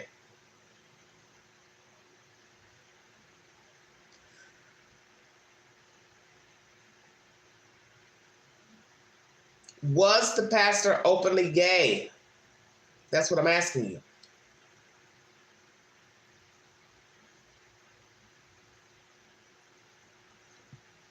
I'm going to end the poll. 46% of you said yes. 46% of you said no. 8% of you not sure. 13 votes. Come on, you guys. Should a gay, bi, man, woman pastor a church?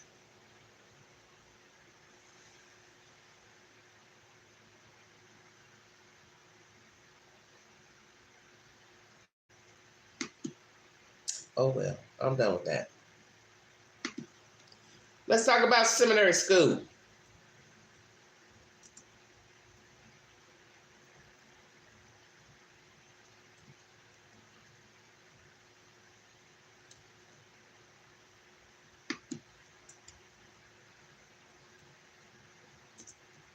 Should they be asking you this on your applications?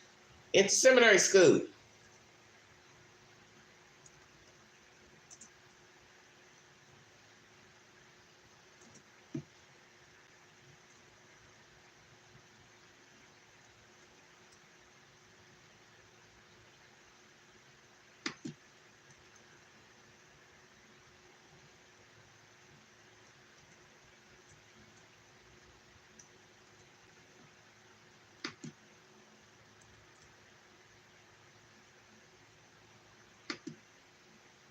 3 options. Yes, no, and not sure. Thank you for joining.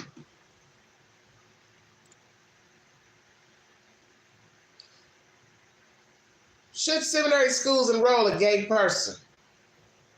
Yes or no?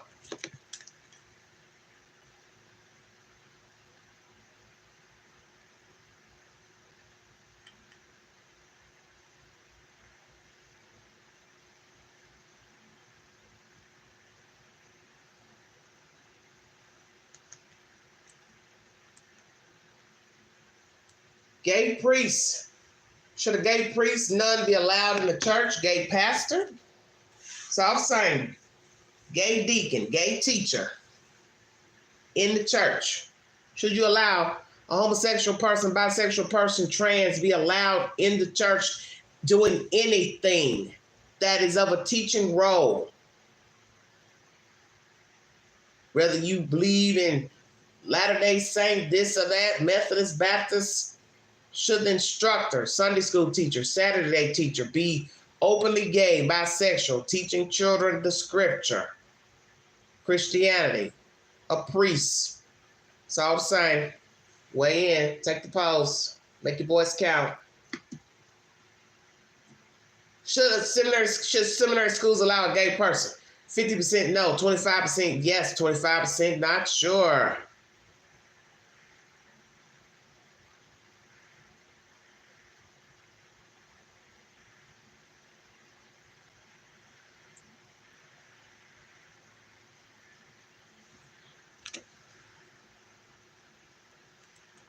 Stereotypes of religious leaders. Judgmental, We're guys. Conservative. we're straight, holier than that, irrelevant. What are the stereotypes of LGBTQ religious leaders? Sadly, the first one that comes to mind is that we're pedophiles. They are sexual predators. I'm not sure we're supposed to exist. Stereotypes.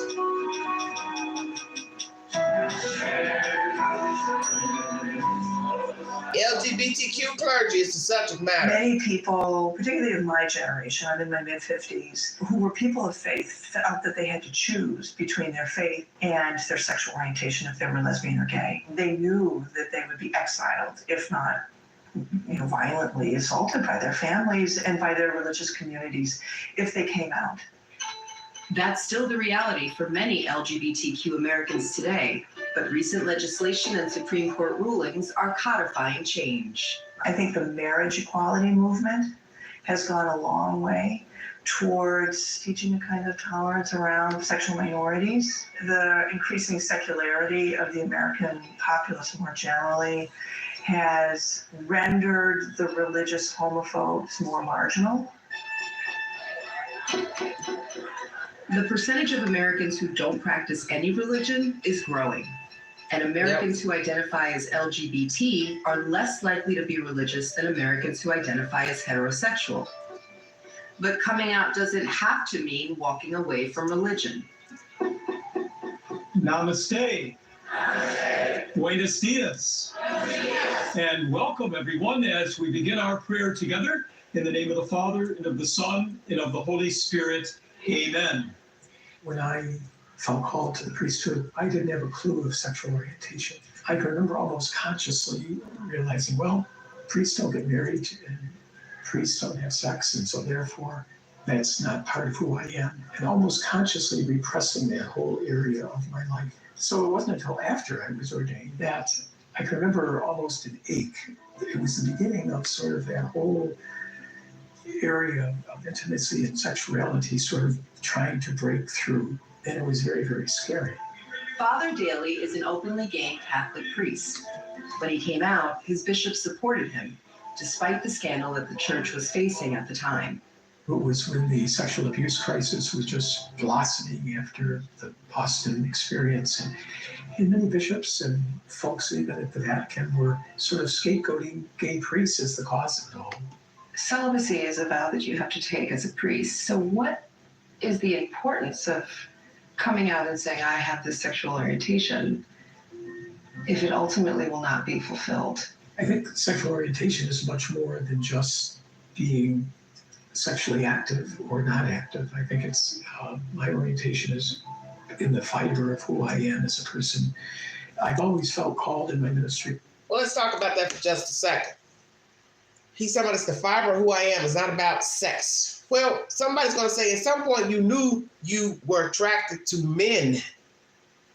And more than likely you knew this when you were a young person and entering into the priesthood.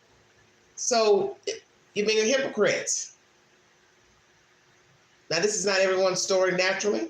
You could enter the priesthood, nunhood, and realize, oh, I like men, I like women. But should you stay in the priesthood, nunhood? No, you shouldn't. Because it's one thing just to take the vow itself to not engage in sexual activity. That's number one. Number two, you realize you're attracted to men, you're attracted to women. God forbid, children. Your ass don't need to be in the church. That's my personal opinion. Should church elders remove a gay by pastor, priest, nun, deacon, or teacher? Take the poll. Well, take the poll here, Dorothy.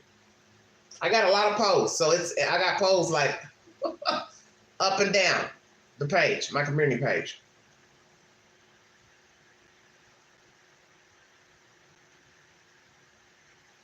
Should gay people, bisexual, trans, whatever, be removed from church? As a teacher, priest, nun, bishop, whatever your label is. Same thing with the seminary school. Should you even allow somebody to take a course and they're openly gay? I say no. For what? If you openly say I'm gay, that's a label you're giving yourself. Why would you want to go into priesthood? Be a pastor? I don't understand. That don't make any sense to me. Yes, I'm sorry they can attend, but I want a straight person to teach me about Christ. Exactly. I agree. Look at y'all. Y'all down there talking about everything else but under the subject at hand. To accompany those who are on the margins, Take the pause, everybody. Thank you. And I felt my personal experience is the greatest gift I have to share with someone who's struggling, and yet I couldn't. So I felt just for my own integrity that I needed to share who I was. But coming out publicly was about more than just being honest with his congregation. The work on behalf of justice is central to the gospel, but it's one of the best kept secrets. We do a great job in works of mercy, feeding the hungry, clothing the naked, sheltering the homeless. We also need to go upstream and look at the structural, institutional, systemic roots that are the cause of the problem. We should be on the cutting edge of doing what we can to accommodate every person. We should be in the forefront of working for LGBT rights.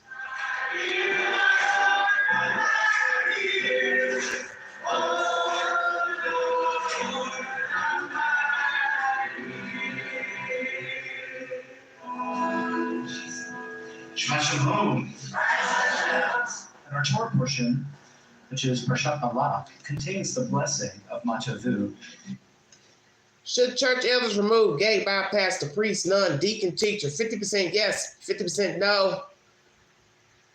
Now we're getting ready to go into the Jewish faith. How do they feel about having homosexual males in the Jewish faith? And it's this interesting understanding of what was initially meant and supposed to be a curse is actually a blessing. When you're told you're an abomination, that's horrific. So I had to be prepared when I came out to be disowned.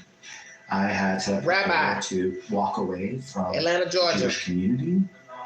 But Joshua Lesser didn't walk away. Instead, he became a rabbi. As a rabbi, if I can engage people in hearing and seeing the needs of others and connecting how their story is connected to our story, or my story is connected to your story, there are powerful opportunities for solidarity to bring justice into much needed places in the world. There is a battle Absolutely. between religious freedom and civil rights. Yes. And we're seeing it with the bathroom laws, and we're seeing it with bakers who don't want to bake wedding cakes for gay marriage, etc. Where is the line? Is there a line? It's not people being able to live their religious beliefs. They can live them. It's about when it starts imposing on my life. Like that's the line. And it makes me sad that religious folks feel like they're being persecuted when knowingly and unknowingly they have been some of the biggest purveyors of discrimination and challenge. God sees to and begs us to love our sisters and brothers who are the most vulnerable.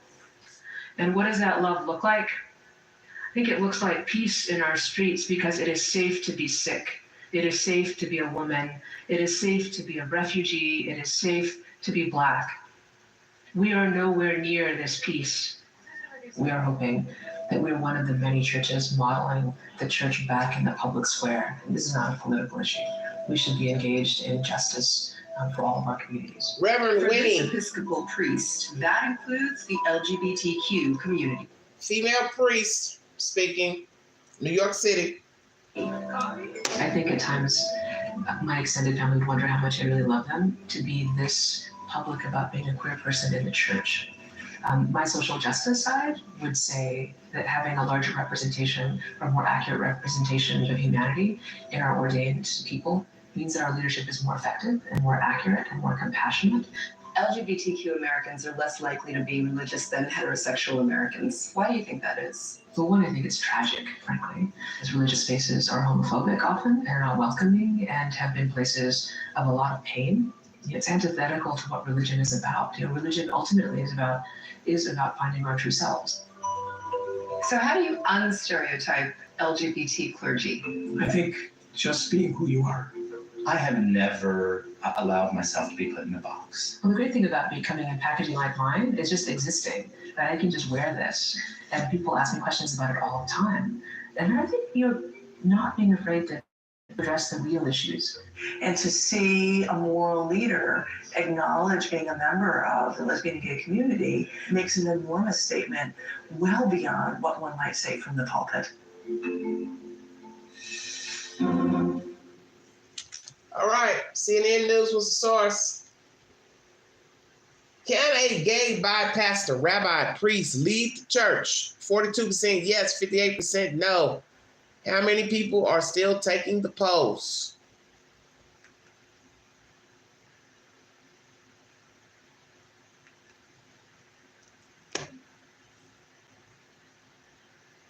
Take the poll so I can close it out. Start with the next one.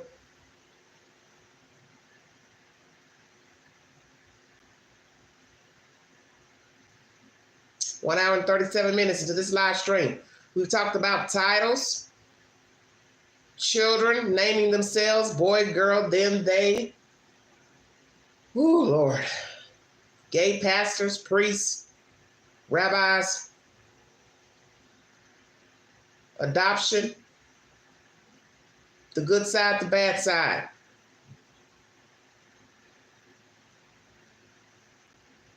Of gay people adopting.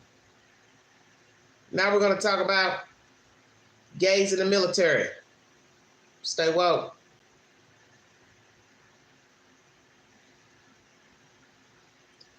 35% of you said yes, gay people can lead in the church. 65% of you said no.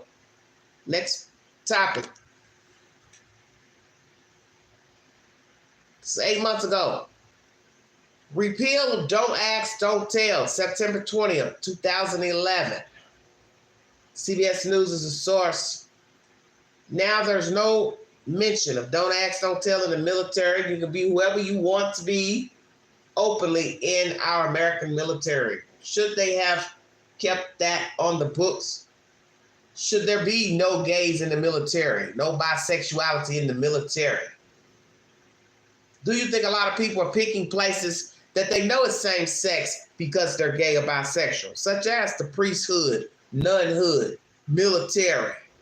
Because I always say that people who want to be involved in certain activity, they tend to go where it's of a like mind. And it's not to say that all people in the military are gay or bisexual, but think about it. If you're a man and you want to blend in, wouldn't that be the best place to go? A place where it's all men, priesthood, military. But at some point, somebody's going to put two and two together. Something's not right. People whisper, people talk. And people also will do devious things to hold a secret. Can't let them know I'm a gay pastor. Can't let them know I'm a gay military person. We also have to talk about that as well. Maybe down the road, how far people will go to hold and hide the secret of homosexuality. Watched a crazy story the other night. A woman married to a man. She found out he was soliciting himself on date sites, porn site, solicitation. She ended up dead. Stay woke. Don't ask, don't tell. Should it go back to the way it was? What? Oh, mercy, help me. I'm drowning. Should we begin with an historic day for the U.S. military? The long controversial Don't Ask, Don't Tell policy expired at midnight. CBS News national security correspondent David Martin has more on this dramatic change in policy. After 18 years of controversy, Don't Ask, Don't Tell died at the stroke of midnight. From now on, gays can serve openly in the military, and the 13,000 who were discharged under Don't Ask, Don't Tell can re-enlist. No longer will our country be denied the service of thousands of patriotic Americans who were forced to leave the military because they happen to be gay. President Clinton first tried to repeal the ban on gays, but ran into the objections of then chairman of the Joint Chiefs, Colin Powell. A generation later, President Obama had the chairman of the Joint Chiefs on his side. Admiral Mike Mullen was the decisive voice calling for the repeal of Don't Ask, Don't Tell. I cannot escape being troubled by the fact that we have in place a policy which forces young men and women to lie about who they are in order to defend their fellow citizens. There are thousands of gay men and women in uniform, and as one of them said, this will be the first day that I can be open and honest about who I am. David Martin, CBS News, the Pentagon. As we told you earlier, the Don't Ask, Don't Tell policy for gays in the military expired at midnight. That means 13,000 people forced to leave the military under the old rules are now free to re-enlist. However, one of them, former Air Force Major Mike Almy, is choosing a different route. He is suing to be reinstated to the military. And Mike joins us this morning. Sir, good morning to you. Good morning. Thank you for having me. It's good to have you here. This is an historic day, obviously. Your thoughts, the first day? It's a little bittersweet, I must say. It's obviously a tremendous step forward towards equality for all gay and lesbian Americans, LGBT Americans. It's long overdue. It's obviously something that most of the rest of our allies have already long since changed their policies. And it's past time that we do this here in America. It came a few years too late for me, and as well as the 13,000 other Americans and tens of thousands of Americans before 1993 when this became a law. You served our country for 13 years. 13 years. And now, as we mentioned, you're suing to be reinstated. You're not just re-enlisting. Why? Correct. For people like myself that want to get back in the military, they still have to be physically qualified, medically qualified, as well as the military still has to have a need for them. One of the retention is at an all-time high right now as a result of the economy. More people are staying in the military, which translates to fewer opportunities for people like myself that want to get in. As well as we filed this lawsuit last December, before repeal was finally enacted. So at the time, we weren't sure what was going to happen in the lame duck session of Congress last season. What do you think the transition is going to be like? For me personally, or for as a whole? For the military as a whole, or a big one? I think it's, well, there's two answers to that. For LGBT Americans, I think it's a huge event. This is a historic milestone. And now gays and lesbians can serve honestly and openly in the military with full integrity and have this 50-pound weight lifted off their back, that constant fear that they could be fired any day if someone overhears a conversation or misreads an email. That fear is now gone, and they can serve openly and honestly right alongside their straight counterparts. For straight Americans, for straights serving in the military, I think it's going to be a non-event, which is a good thing, which highlights that Gays and lesbians are already serving there. In many cases, they're open about it. And it's had no detrimental effect to the mission. If anything, it's enhanced the mission. This repeal has now happened, but some gay rights groups say it's only the beginning, that more needs to be done. Yes. What do you think needs to be done? I think they're correct. This is obviously a watershed moment. We now have marriage equality in several states, New York, Massachusetts, Washington, D.C.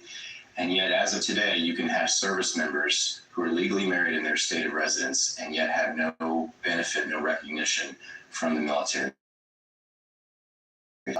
If a military spouse or if a military member was to go overseas, they couldn't take their spouse with them. All right, this is about 8 months or so ago. This guy, infamous case, I guess got discharged for being openly gay. So now it's not an issue anymore. Don't ask, don't tell. It's not an issue. You can be openly gay in the military. Do you believe this is right? Should we have openly gay bi persons in the military? Take the poll. I also believe it's still dangerous to be openly gay in the military because you still have people who believe in heterosexual lifestyles. Some people are living a lie and not being truthful about who they are. You see this all the time. There are people who do desire same sex, have had sex with same sex, but they're not going to tell anybody because they don't want to be ostracized as homosexual, bisexual, trans. So they live a lie, as you hear that infamous saying on the down low. That was coined for, I'm assuming, black men who are on the down low. And it causes problems when you're not being your truthful self. We'll get into that as well. Being trans and not telling someone you're trans. Lord Jesus. I was listening to some commentary, I believe it was the day before yesterday. A person talking about people became violent when they found out he was a she or she was a he, whatsoever. Well, of course, but you're not being honest. You can't expect somebody to just act civilly once you say, oh, hey, by the way, I'm a guy underneath this makeup and dress. Especially if they've been talking to you for a while and you've represented yourself as a woman. Lord, you started that. Come on now. Take the poll, everybody. Should there be open gay persons in the military? 57% says no, 43% says yes.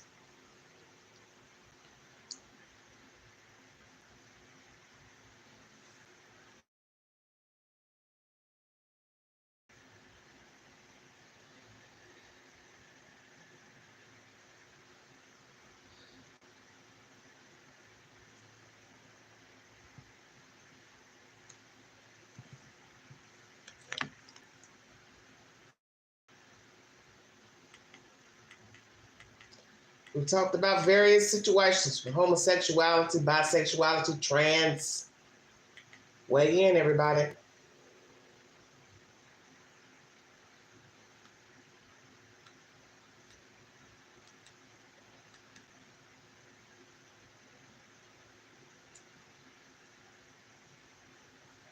Nine votes. 38 people viewing. Take the polls, everybody. Stop playing. Take it now. Play nice. Come on, you guys. We talked to an elderly man, heard from an elderly man who had the surgery and regretted it. He feels like it's not the solution to change your sex.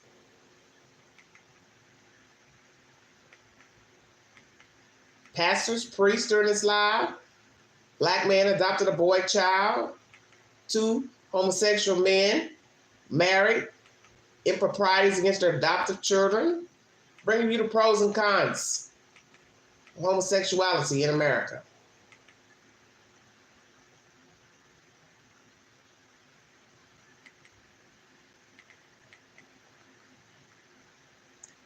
Family being raised with 2 men who are living as women with 1 female, and they allow their children to pick their own sex. How do you all feel about that? We'll put that poll up as well.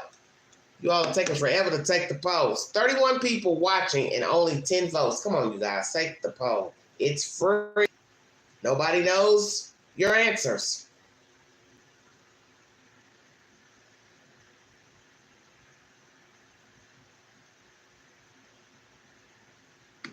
Well, I'm going to end it.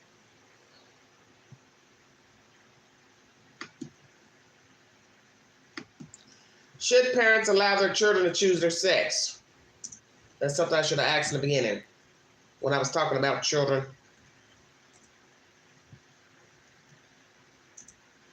Hope I didn't ask it before.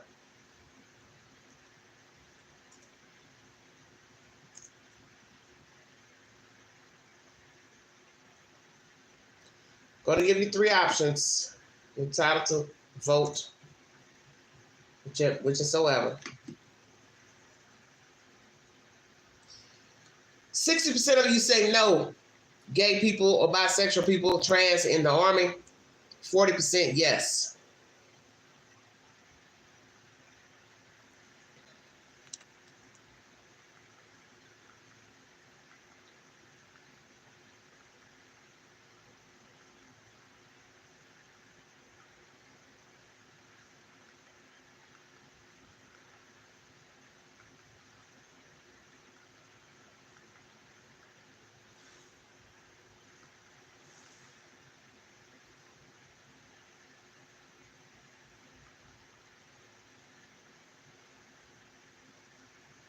Hey, Tiffany. Take the poll. Free to vote. Take the poll, everybody.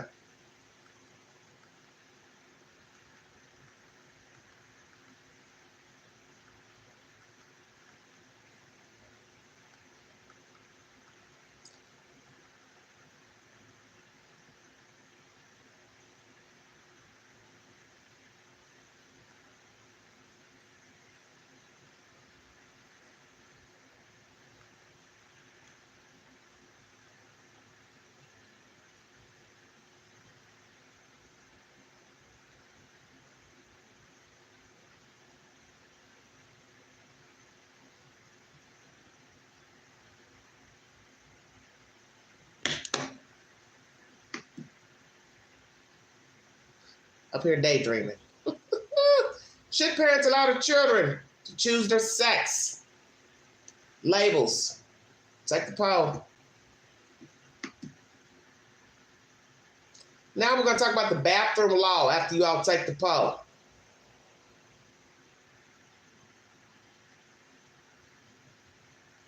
We're going to start with Tennessee. Children and also adults. Should people go into the restroom according to their original biological sex?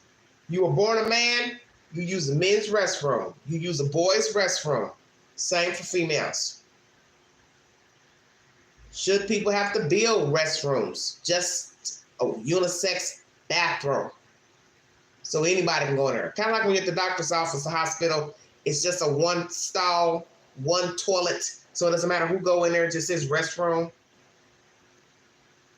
Also signs. Here in Tennessee, they were trying to perfect a law where businesses had to put up signs to say, hey, trans people use the restroom.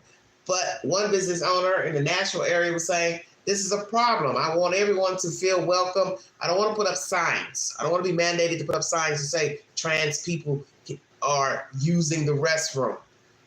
You know, like you're drawing attention to trans people. And naturally, this could cause a problem. Somebody sees a person going in a restroom. Hey, you're not a female, you're like a guy. Next thing you know, it's a brawl. Because you do have some Mexicans and Karens. But then people can say, well, my child's going in there. I don't care that that person say they're trans. I don't know that you're really trans. For all I know, you're just a guy dressed up. You might be a pedophile. Stay woke. Hello, Kim. I'm good. Thanks for asking. 67% no. 33% says yes. Only 10 votes. I got 28 viewing. Come on, you guys. Take the poll. Thank you all for hanging with the Queen this late night. We're now approaching hour 2. Let's see what Tennessee has to say about this bathroom business. Some of you don't believe in people going into the opposite sex restroom. Can become dangerous. That's all I'm saying. Tennessee lawmaker says there are penalties for businesses that don't follow a new transgender bathroom law. That law, signed earlier this year, requires businesses and government facilities to post signs if they allow transgender people to use the bathroom of their choice. The sponsor of that bill, Tim Rudd, says business owners could face up to 6 months in jail if they don't post the signs. Wow. He says a misdemeanor penalty could apply to those who refuse to put up the signs as well. He says the penalties weren't in the bill itself, but rather existing building code laws. So Tennessee, we got some strict laws pertaining to identity issues. 6 months in jail, you don't put the sign up. Outing your child, if your child comes to school and say, I'm a boy, but really your boy is a girl, and they want you to call them something else in class. Tennessee law says the teacher has the right to call mommy and daddy and tell them, hey, Susie says she's John.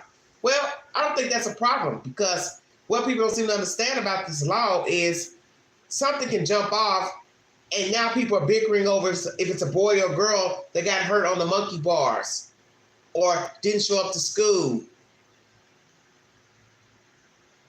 Nobody's thinking.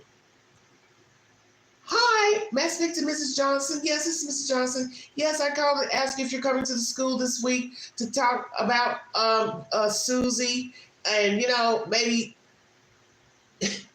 you know how this conversation is gonna go, and the parent is like, Susie, who are you talking about? I don't have a daughter named Susie. Oh, well, excuse me, I have your child here. She says her name is Susie, but Susie really is a John. But he's been changing his clothes and going to school pretending to be a girl. Yeah, this is a problem. I don't know how. One person commented on my post about this saying, oh, children go through so much and blah, blah, blah. Everybody's childhood isn't the same. Just because a child identifies with another sex does not mean they have a bad home life, doesn't mean they're being bullied at home, may not even mean they're being bullied at school. The point is, the school is letting the parents know, hey, your child is coming in here telling us to call him something else. So I feel like a parent has a right to know that. Because if something happens to the child, you're going to be sitting up here bickering on the phone about a she and a he, and don't nobody know what the fuck is going on. You're sending a girl to school who's pretending to be a boy. So if somebody calls you about your child, they're going to be referring to what the child say they are in the classroom. And you're going to be going back and forth, and this could be a life or death situation. So hell yeah. The school needs to call you to tell you, Johnny says he's Susie. We thought we'd let you know. Johnny might be upset, but Johnny has to use common sense. He can't be born a boy and then going to school saying he's a girl and then tell the teacher, well, call me Susie, and she's looking like, well, your paperwork says John, and then imagine this playing out in front of a classroom. And everybody's now looking like, what the fuck is going on? Hey, you were Johnny last year. What do you mean? Nobody's thinking. Nobody's trying to knock what a child feels, but the child is just a child. And a child needs to stay in a child's place and understand. You can't get what you want all the time. Whether you feel this way or not, something could happen to you in school. Everybody needs to be on the same page about who you are. So records show you a boy. Now you're calling yourself a girl. In the end, everybody's not going to be on page with calling you a girl. The doctor, the nurse, your physician. It goes deeper than just a label. And that's what you're going to have to explain to your child. We have no idea you at school calling yourself an opposite sex. Something happens to you, they're calling us talking about somebody who we don't even know exists. So now people are arguing back and forth. And then a parent can get irate. What do you mean my son is Susie? He know better, blah, blah, blah. What you talking about? You didn't know he wasn't a girl? And see, it can get real ignorant, especially if you got an ignorant ass parent, which we have a lot of those. They like to get hot and heated and want to argue with people. And that's what a child don't understand. It's the world we live in. There are going to be things you're not going to like. But your parents need to know how you are identifying yourself in the schoolhouse. Finally, some people took the poll. Amen. Should parents allow their children to choose their sex? 57% no, 24% yes, 19% not sure.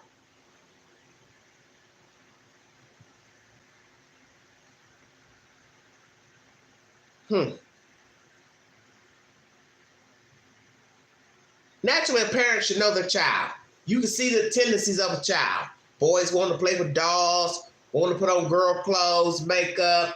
They show these signs early in life.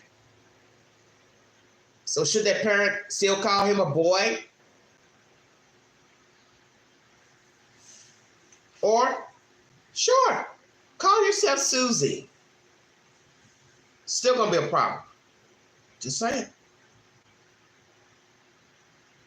We see that more prevalent now.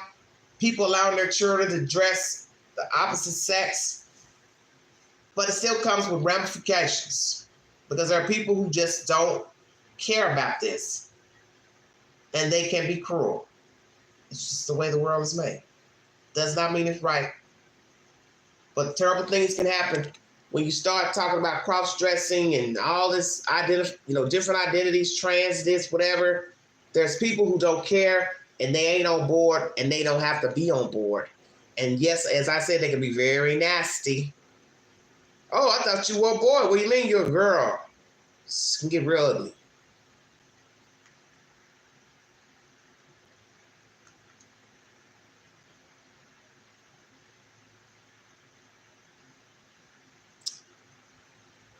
Oh, Lordy.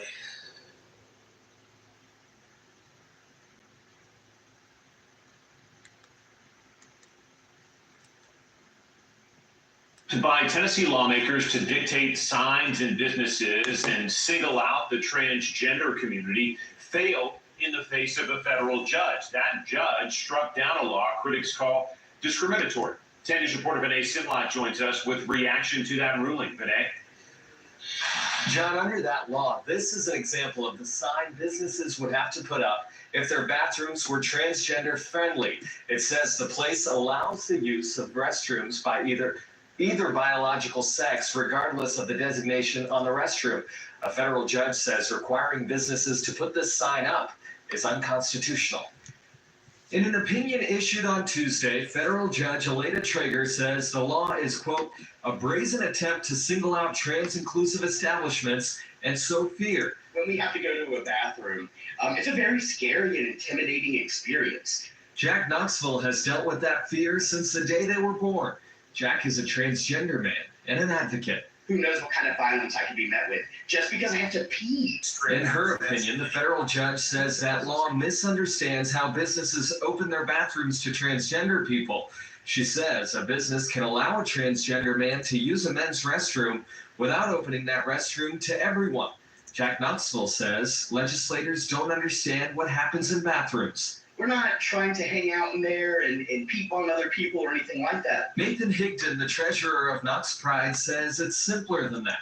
The law didn't have any real purpose other than to simply embarrass members of the trans community when they go into public. He says in his experience, when trans individuals are allowed to just live their life, they can actually be happy, whole, and productive individuals in our society. This advocate says it's up to Tennesseans to fight for their rights. I really just wish that more folks in Tennessee would wake up and take an active part of their own liberation, their own freedoms. Now, Judge Traeger says forcing businesses to put up these signs is against the First Amendment. She says government officials have no authority to wish away their opposing viewpoints. John? And this was 2 years ago. I kept trying to find something recent. Everything's from 2 years ago pertaining to this bathroom law. So should our state, this state, Tennessee, other states, tell businesses you have to post a sign saying trans people frequent the restroom? Is it embarrassing trans people, calling them out, causing there to be problems, causing them to fear for the safety? Weigh in. Should people build a bathroom that's unisex? What if they don't have the money? That was one thing that Tennesseans were bitching about years ago. Hey, I'm a mom and pop shop. I can't just go build another bathroom because a person dressed up as a woman don't feel safe going into the men's restroom. It's true. So people have to think about that. Just think about people who only have a men's bathroom, woman's bathroom. Somebody tell them, well, go build another bathroom for the trans person, non-binary, whatever. Lord, this can get out of control. Quick. Is it wrong for the state to penalize businesses if trans sign is not posted? Stay woke. I haven't seen one anywhere that I've noticed here in Tennessee.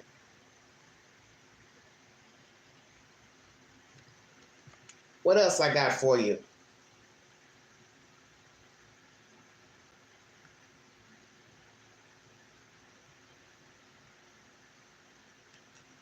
Gonna go over to good old Tennessee. Then I'm gonna take you over to California,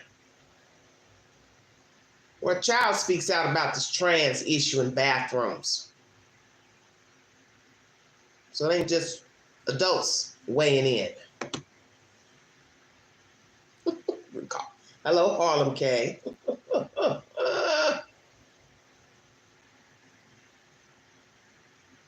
Come on, you guys. 34 people watching, only 5 votes.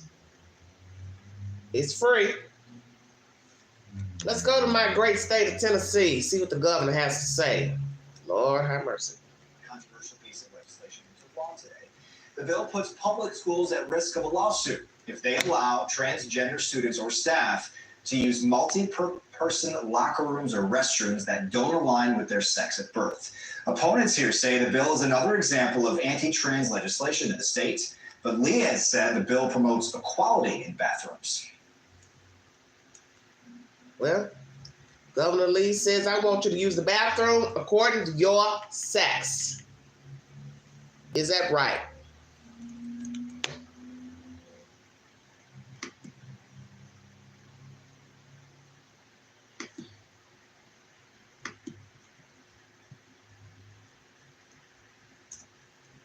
This is for all 50 states.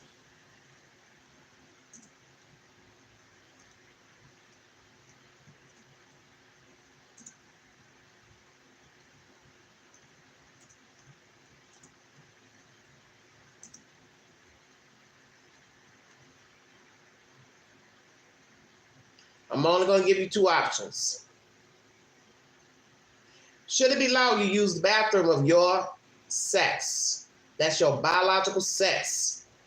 You came in the world with a penis, so you use a men's restroom, boys' restroom. Should parents allow children to choose their sex? 51% no, 23% yes, 23% not sure. Let's take the next poll, and we're going to get on to the next conversation. New York Post is his next source, everybody.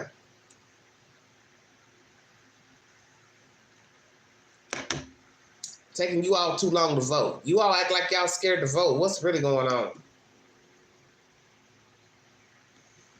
Nobody can see your answers. I don't know what's the problem.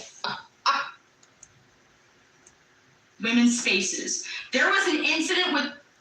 All right, let's hear what this young girl has to say about people not using the correct bathroom according to their biological sex. Thank you for joining me. Hello, ladies and gentlemen, and only ladies and gentlemen it is and shall always be. I am an 18-year-old high school student and wanted to take this time to bring to your attention the current issue with biological men claiming they are women and in turn truly believing that they are entitled to use women's spaces. There was an incident within our district that occurred recently regarding a transgender woman who really is a biological man having an altercation with a young woman at MLK High School. It was infuriating when I had seen the video on social media, but what was detrimental to this is the fact that this man is and has been using the women's restroom and locker room. Firstly, the question we must address is why are we affirming the mental confusion of this boy and putting the safety of women in jeopardy by allowing mentally confused men to use the women's spaces? Of course, any male who claims he is a woman will accept it, but what about the women? What about the true girls like myself who are female down to our DNA, why don't we ever get a say in whether or not we are comfortable with this? The truth is, we aren't. The majority of us aren't, and yet nothing has been done to protect the safety of these women. I will conclude with this. It all starts with you. You are in charge of the safety of us women and the parent and the kids of our parents. So please do something about it. Thank you. Wow, wow, wow. That's the New York Post. This content was uploaded a year ago. The girl appears to be African American, and she's speaking to the general public. California high schooler blasting the school district.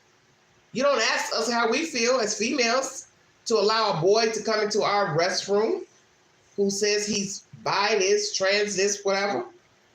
That's true. So this is why I keep telling everybody, it's not about how you feel. You're still a child. And you have to stay in a child's place. And there are going to be things you don't like. But we can't change everything we've known just because a child feels a certain way. So what about the other children who say, well, I like you, I don't have a problem with you per se, but this is the girls' locker room bathroom, and I want a biological girl in here. I don't want a boy in here. Exactly. Whether you think the boy would do something salacious or not, it's principle. It's a girls' locker room. Girls' locker room. And let's be truthful. Do you really think it's appropriate to have a girl going into the boys' room, locker room, bathroom, saying, I feel like a boy? Would she actually feel safe being in there? Hell no. See how the roles are different? The average girl would not feel safe going into a boys' locker room or bathroom. Period. Whether she was feminine or masculine. So why is it okay to say, let a boy go shower and use the bathroom with girls? Come on now, double standard. Right is right. Take the poll. Should it be legal to use the bathroom of your sex? 86% yes, 14% no. That goes for school, age children, and also adults. This question. 7 votes. 27 people watching. Take the polls, everybody. Make your voice count. That's the purpose of the live stream. That's the purpose of the polls, is to hear how you all think. Your opinion. I'm glad this child spoke up because she's saying, you're not asking me and other girls how we feel. You're just hearing some girl complain or some boy complain to say, hey, I'm this way. I want to use the opposite sex bathroom. But nobody's caring about the children who don't want an opposite sex in their restroom. So where are their rights? Exactly. Can't say this child's opinion and self-worth is more important than this child. Because that's what you're saying about a trans kid, bisexual kid. And I don't really think you should be calling children bisexual, homosexual, or trans anyway. Because you're entitled to change your mind. And we've seen this with adults. Just like the old man who had surgery, wanted to be a woman, walked around like a woman, and then he got tired of looking like a woman. Now he's back to looking like a man. Okay, this is why you don't need to be calling children homosexual, bisexual, trans, binary, whatever the hell. It's a boy, it's a girl. You're a girl, you want to wear masculine looking clothes? You a boy wanting to wear girly clothes? Yeah, it's all up to the parent. But I don't like even seeing the terminology for a child. He gay. You know how stupid that sounds calling a 5-year-old gay? Girl, he got a gay son. He got a what? He got a gay son. How old is he? 5? The hell? Your assumption is that the little boy gonna be gay. Well, let him grow up first. Same thing with a little girl. She likes playing football, basketball, soccer. She don't like wearing dresses, hair bows. But is it right to call a little girl gay? No, it's not. And you shouldn't be calling a little boy gay. Let them become an adult and let him or she, he or she, identify himself, because they still may be confused at 18, 22, 25. They may like both sexes. I don't know, don't care. But I don't believe in calling children homosexual, bisexual. I don't like that terminology for children. I don't care that they act a certain way. It doesn't matter. They're children. This is the reason why they don't need surgery. They don't need hormones. They don't need to be called labels. And I still have a problem with children dressing up on the opposite side of the coin. I'm not getting ready to give birth to someone and then tell the boy, well, yeah, I'm going to call you a girl because you feel like a girl. I'm not calling you a girl. No, I'm not. I don't have to. But that's another thing people need to understand about these titles. We're going to get into that as well.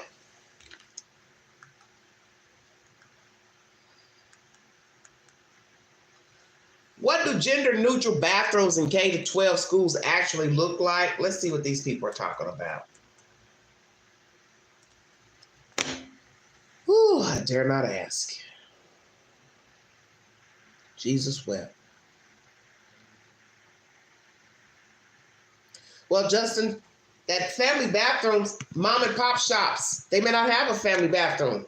Might just be a boy restroom, girl restroom. St. Paul built this bathroom in 2016 to help students feel safer and more comfortable.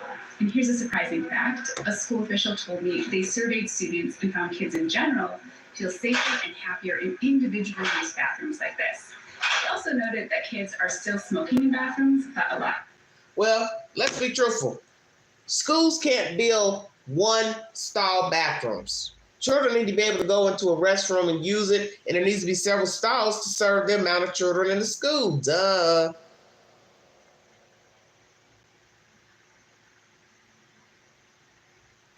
You only see unisex bathrooms in doctors' offices, businesses. And that's because they're allotting the space. Unisex. Somebody might have to go to the bathroom bad. They're sitting here waiting on a bathroom. So it just says bathroom. A man or a woman can go in there. Depends on the size of the business.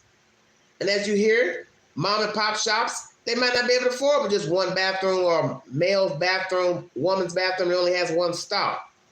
There's a lot of people raise a hell about that. Why should I have to go build another bathroom for a trans, binary, whomever person? This is my business. I agree. You don't know this person's pocketbook, their money. You're going to tell them, oh, go build a bathroom. I mean, even some laws said, hell, you got to build it for a handicapped person. Got to make it accessible for a wheelchair. They want to eat. They want to shop too. They have a right to eat, shop. But is it the same as a person dressing up like a man or a woman and they say, well, I don't want to use the bathroom of my sex. You need to have a bathroom just for me. I'm important.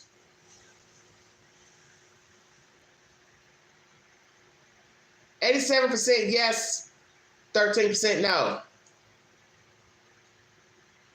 Mandatory, you use the bathroom of your sex. Thank you for joining me. What else does the Queen have? Less. This year, Minnesota approved funding for more bathrooms that could look like this to be built in K-12 schools throughout the state. Near the sinks, there are windows which help with visibility. It's really open and airy. That helps a lot with congestion and traffic in the hallways. And safety as well. It's just an open space. Instead of mirrors in front of the sinks, we have them over here to the side. This concludes my bathroom tour. I hope it was enlightening. I've never heard of a bathroom with clear windows. I don't think you should have clear glass in the windows. I understand you might want to ward off bullying, sexual assault, or girls, guys fighting in the bathroom. You can see straight through the bathroom. But then you got to think, it's not personal. It takes away from a female or guy going in the bathroom, and people can see through the glass and see you going in the bathroom. Then people know how long you've been in the bathroom. Well, we figure they're going to be coming and going, but you might stay a little longer in there, and people might say, damn, he's been in there 15 minutes. What's going on with her and him? I don't know about that. It's a good idea to some point, clear glass in front of the sinks. But I don't know. That's all I got for you all today. Lord have mercy. This has been an interesting live stream. 28 people viewing. Let's go to the Queen's community page. and see what questions we have over there.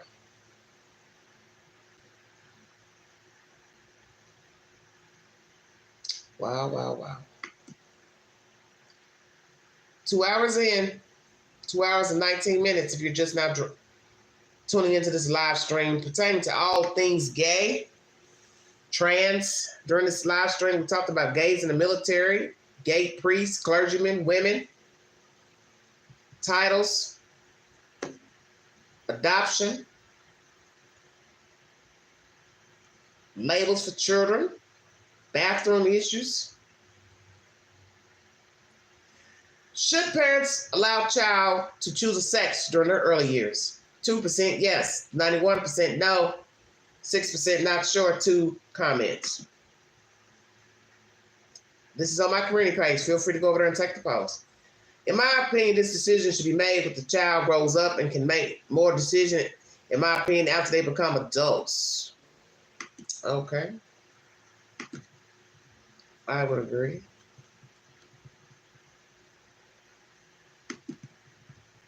I didn't see any, I didn't see another comment.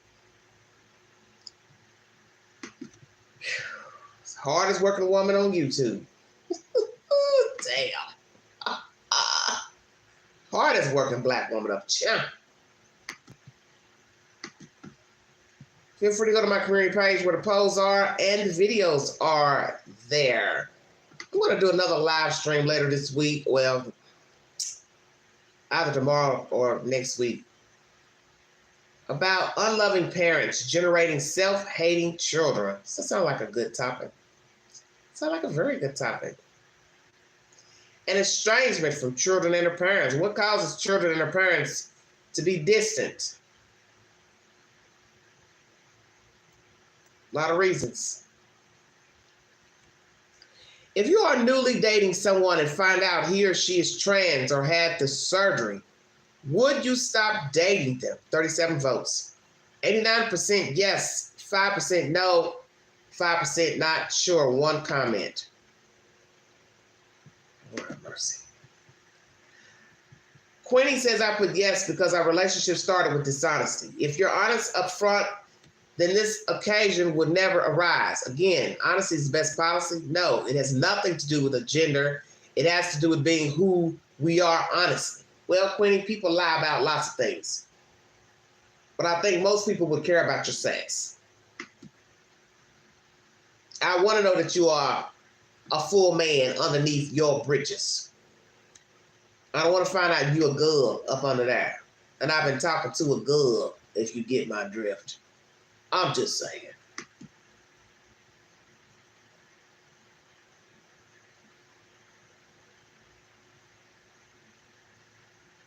Hello.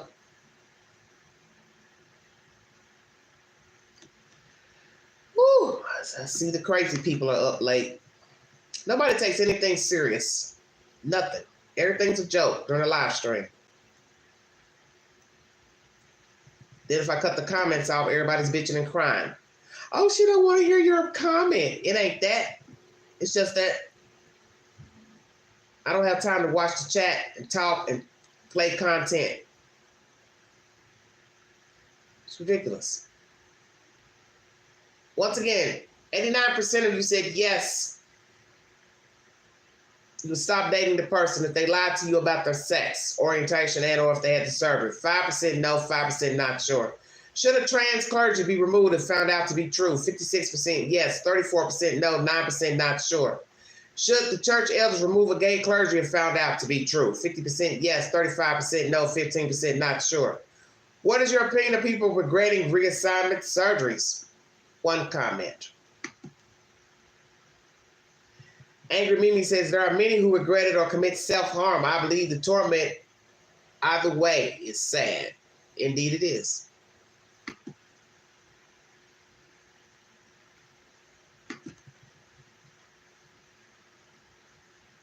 Wow, wow, wow.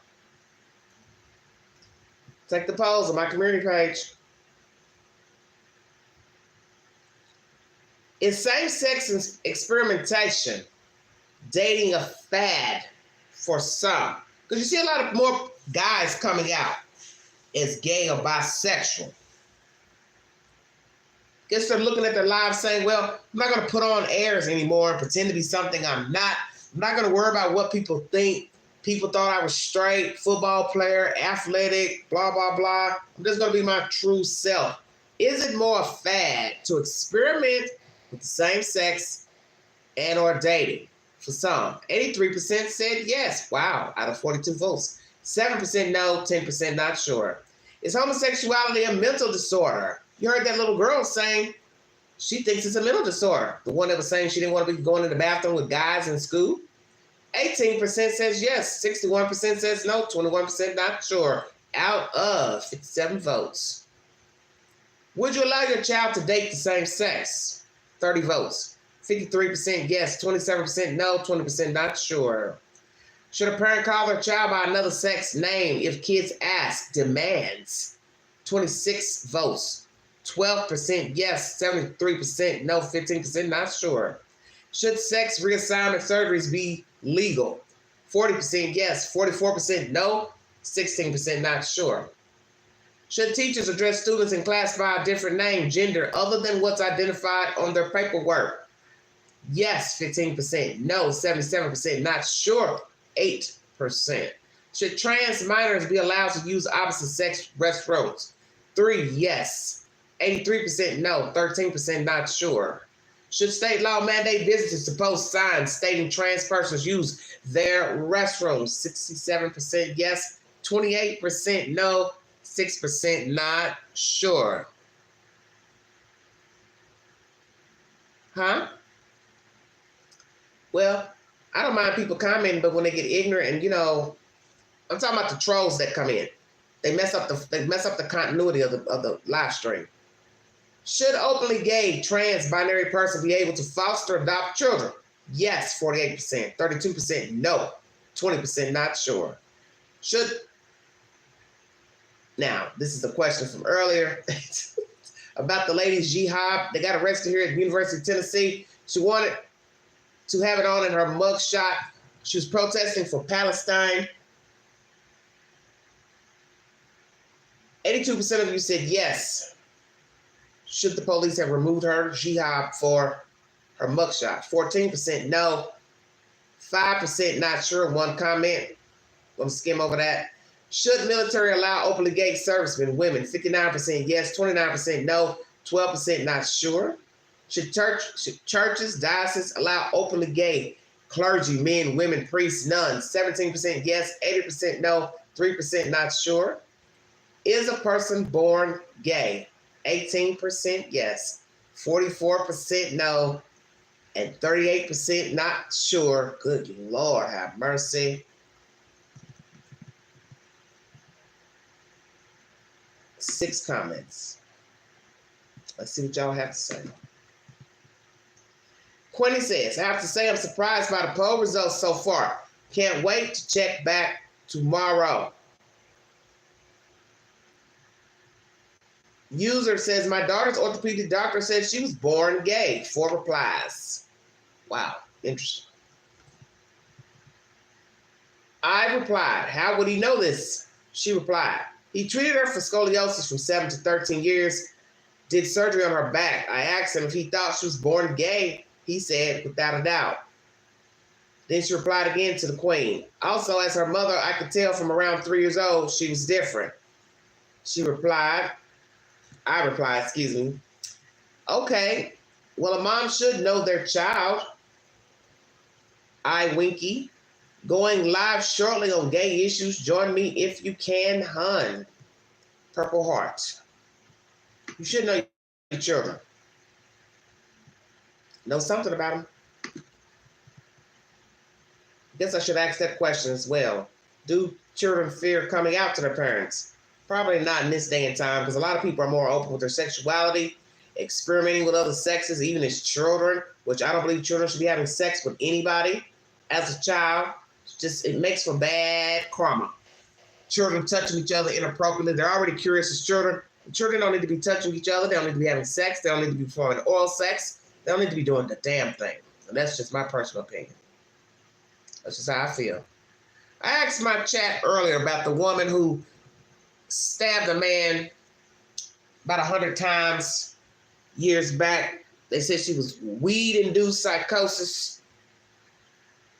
Was Bryn Spector weed-induced at the time of the murder and was justice served?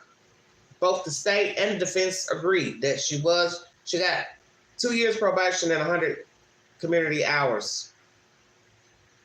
That's restitution. Yes to both. Was she weed-induced and was justice served? 0%. No to both, 17%. Not sure, 25%. Deliberate murder needs more time, 33%. Induced but needs more time, 25%. I went further in that live last night and found out that one of his roommates, Mr. Amelia, the victim, one of his roommates hit the bong, sang bong, and he had an episode. So what are the odds? His own roommate had an episode, felt like he was dying. She comes over, only known him a couple weeks. She smoked out the bong, didn't feel like she could taste anything. He says, I'll give you something stronger. And the next thing you know, she's stabbing him to death with 3 knives. And it's, this is just a baffling story. You're entitled to your opinion. The rest of my content's pertaining to Sebastian Rogers, his father, all that old nonsense. Feel free to go over there. I'm not going to talk about that during this live stream. I've had enough of those people. That's my content for this evening. 2 hours and 30 minutes during this live stream. Feel free to go back to the beginning of this live stream to get the 411 on the topics. I talk about gays in the military, adoption by homosexual, bisexual people, the downfalls, horrible story of 2 boys being molested by their adoptive fathers, making porn with the boys, bathroom issues for businesses. Gave you one girl's opinion about being in the bathroom with trans individuals as students. Titles, priests, elderly man who got sex change, regretted it.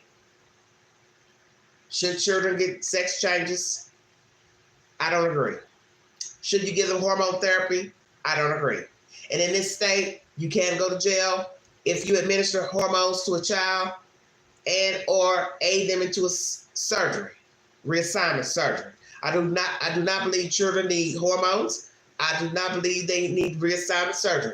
When you become a legal adult, wherever you live, then you can take it upon yourself to go get hormone treatment and have a surgery. But so long as you are under the age of 18, nobody needs to be aiding you with hormones to make you feel allegedly like the opposite sex, and nobody needs to be making arrangements to have your woo-ha cut off or reconstruct your vajayjay.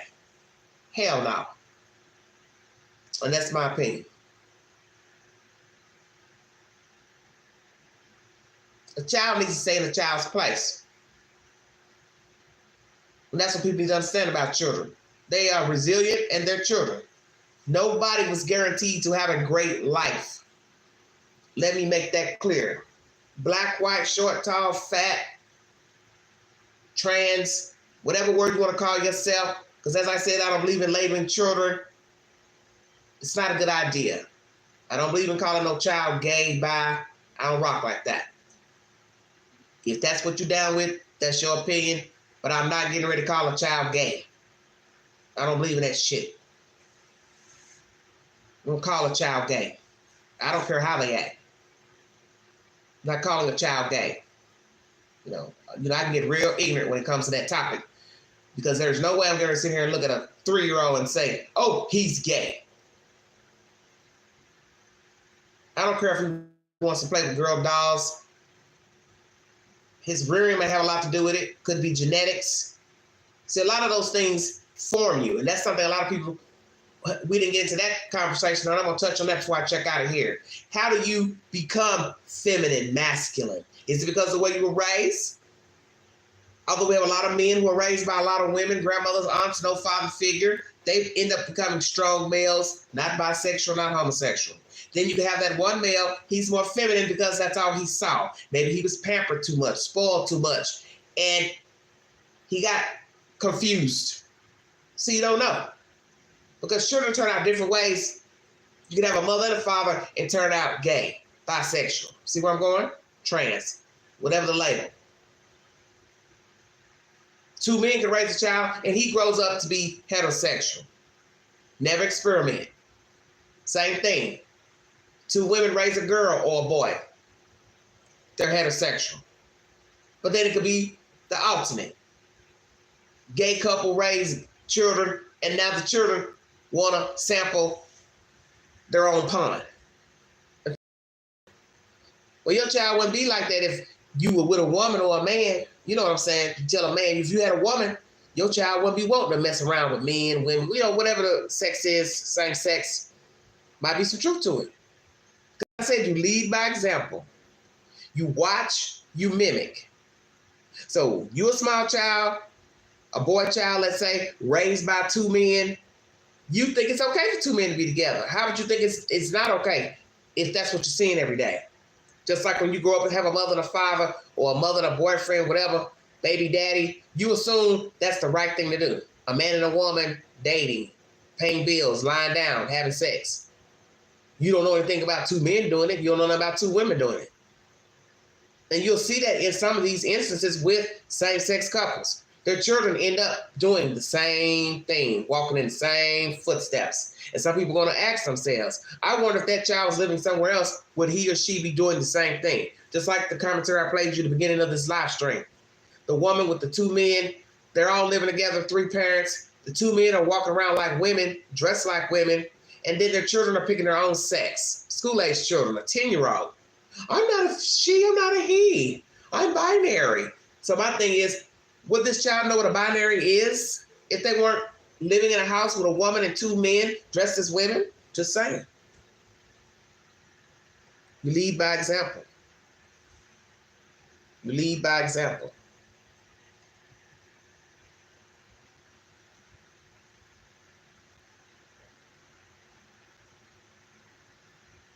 And one thing about the surgery, once you get the surgery done, you can't go back. And a lot of people have regretted having the surgery. And I think it's more men than women because I don't understand how you can make a penis out of a vagina. You have to be a damn magician to try to form testicles and a working penis from a vagina. There's not even enough skin down there to do all that. I don't care if the woman has a plump vagina, excuse my language, you ain't making no penis out of no vagina. And what I've seen from the surgery of men being transformed into allegedly a woman, hell no. Hell no. I disagree. There's no way I would let somebody cut my penis and try to make it into the form of a woman. I don't care if I want to be a woman or not. Now some people might say, well, Queen, you don't feel that way, so how would you know? I wouldn't risk it. How about that? Because as I said, surgery is just what it is, final. Whether you need it, don't need it. People need life-altering surgery every day. They have cancer, they have lumps, they have lymph nodes, they have tumors, they have growths, and the doctor is recommending it, surgery. So now imagine saying, well, I feel like I want to be a woman, a man. They get the money, they do all the therapy, the hormone treatment, and then they go under the knife, and now they're disgusted. They don't have any feeling down there. They don't have any sex drive. They don't get aroused.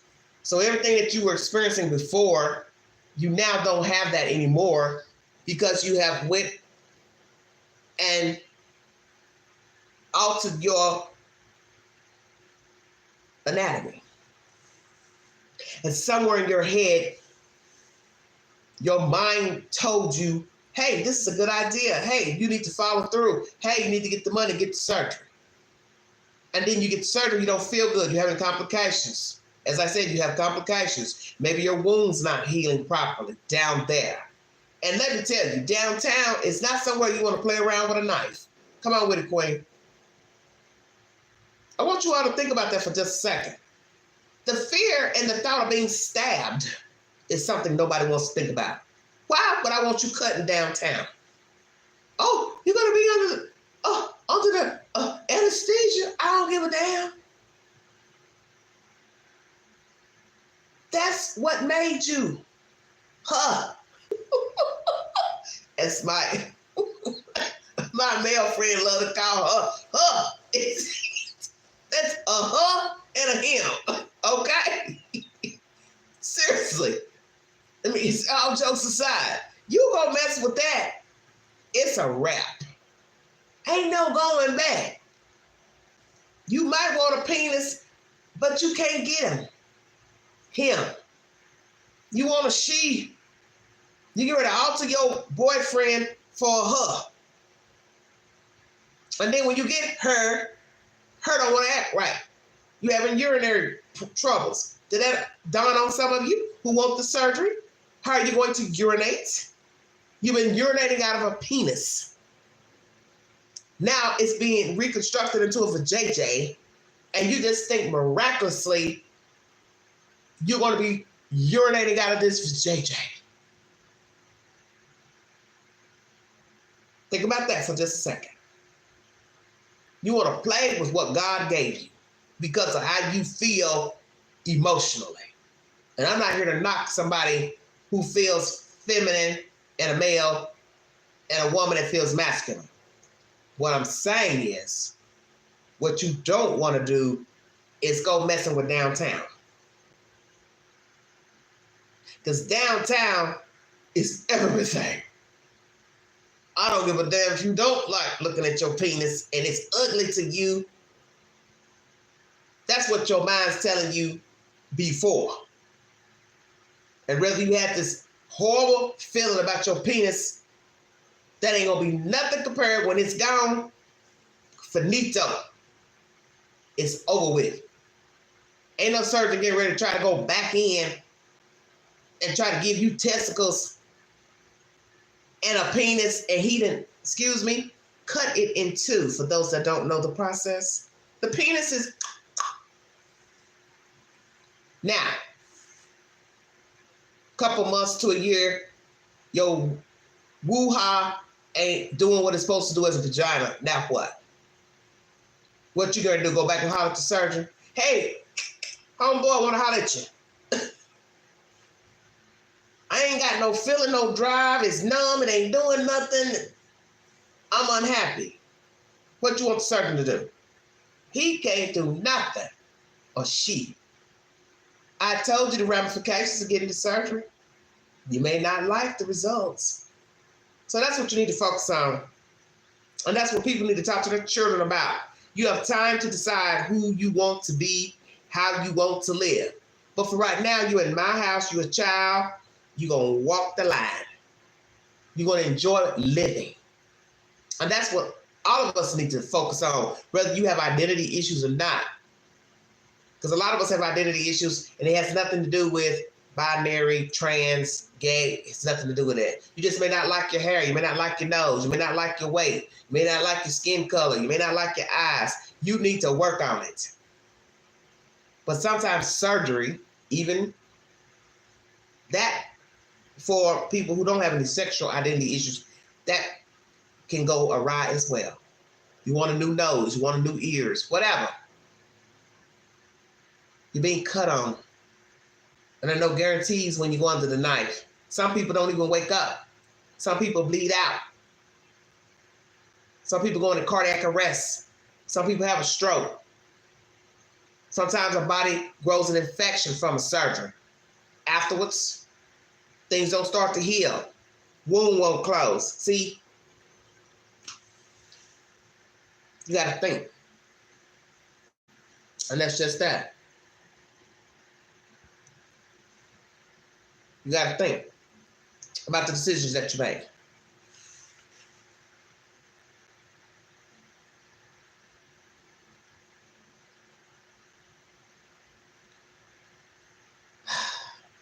That's my commentary. Why folks be coming here and think they're going to try to run Queen? Baby, I run this. It's my playhouse, honey. My advice is get you one, okay? Everybody stay on board. This is the Queen's house. I built this. This ain't the house that Jack built. This is the house that Jane built. Shut your mouth. Well, that's my commentary, everybody, because I'm almost 3 hours in. But feel free to go back to the beginning of this live stream to get the set information. Topics pertaining to homosexuality, bisexuality, trans, binary, non-binary, whichever title that you feel you fit in under. But as I said, I do not believe in labeling children. I will not label a child. If it's a boy, it's a boy. If it's a girl, it's a girl. And that's what I'm going to call him or her. When he or she becomes an adult, they can feel free to identify themselves as they see fit. And it still doesn't mean that I will want to adhere to calling a him a her and a her a him. Because if I've known you, let's say personally, as a she, that's what I'm going to call you. And if I've known you as a him, I'm going to call you a him. And that's another thing as well. A lot of people like to get offended because a person won't call them the sex that they feel like they should be called. But if a person has known you for years, you can't expect them to just jump up and just start calling you opposite sex. Pronoun. Come on now. Let's call a spade a spade. This is what I'm saying about self-entitlement. And a lot of people have said that about gay people, trans. They feel self-entitled with the titles. Excuse me. Don't say this. Don't call me this. But people have known you as something. Now you're getting mad because they won't call you something else. That doesn't even make logical sense. Come on. And we're not talking about Mrs. Miss. We're talking about calling you a whole different sex. You don't have a right to get an attitude about that. You know, that's my opinion. You don't have a right to get an attitude about that.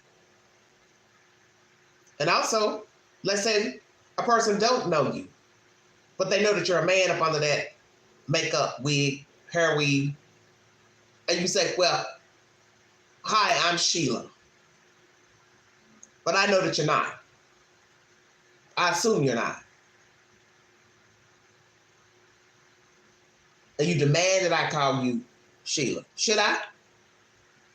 Would it be right for me to call you a Sheila when you are not a Sheila? You are a him, a he. Just saying. Or you want to get mad and demand I and others call you her. And I hear this a lot.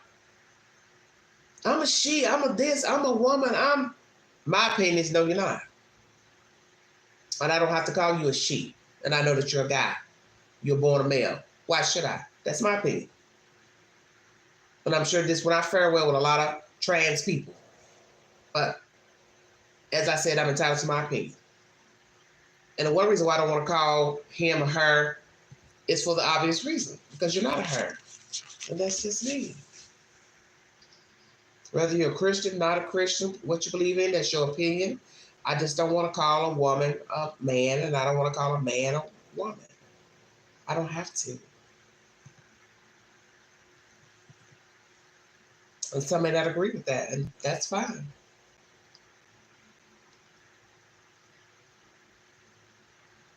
And I don't want to hang in the bathroom with a man.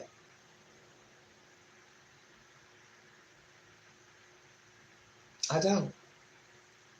I've told you the story before of a certain male who was in a women's bathroom one night at a bar many years ago, and he was twisting and prancing around the bathroom. And he looked at me, and I guess he thought I was supposed to join in with the laughter, and I wasn't laughing because one, I was in there trying to use the bathroom. So my eye was on the prize, which was using the toilet, not to be fraternizing with a clown. And I say that because he was a clown. So he wanted to let the queen know, well, you just jealous. Why? Because I'm not laughing in unison with the other females? Because you're in there twirling and doing cartwheels and splits? Like I said, I was in there to use the bathroom. I wasn't going in there to make friends. Although I knew one of the people in there, she was with this guy who thought he was a girl, okay?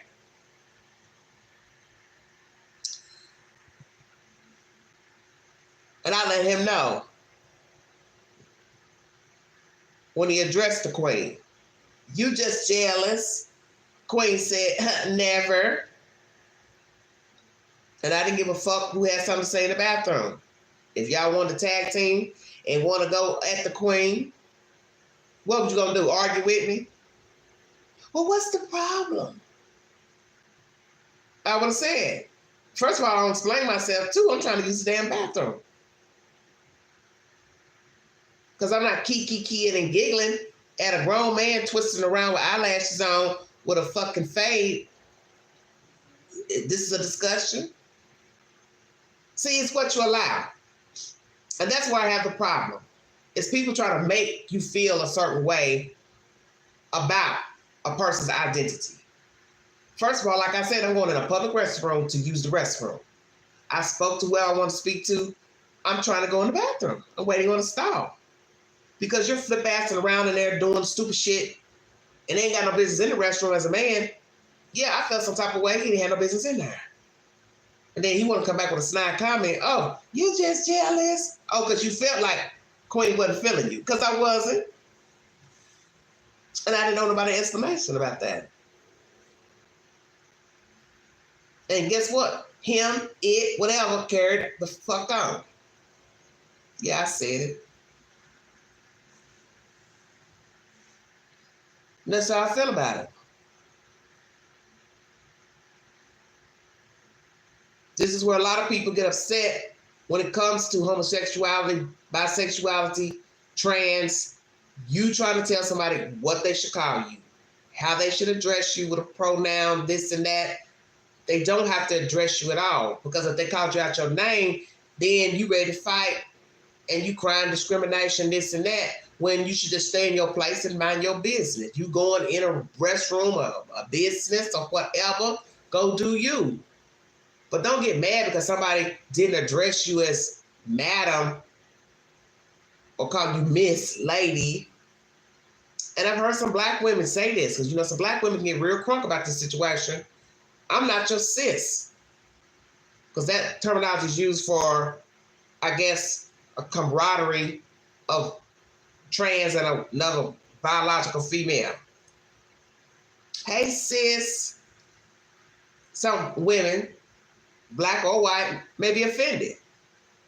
I'm not your sister. We don't have a sisterhood. Because one, you're not a woman. And we can be sisters whether you Hispanic, black, white, Asian, Jewish, Arab. But some women feel like there's no sisterhood between you and I. You a full-grown man up under that skirt. Okay?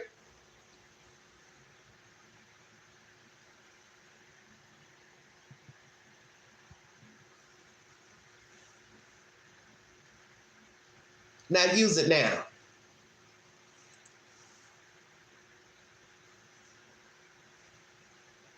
Some women don't identify with that. Calling another man sis because he's dressed up as a female. Whether he's had the surgery or not, that's between you and your surgeon, what you've done downtown. But I don't want to call a man sis. And I don't want him calling me sis.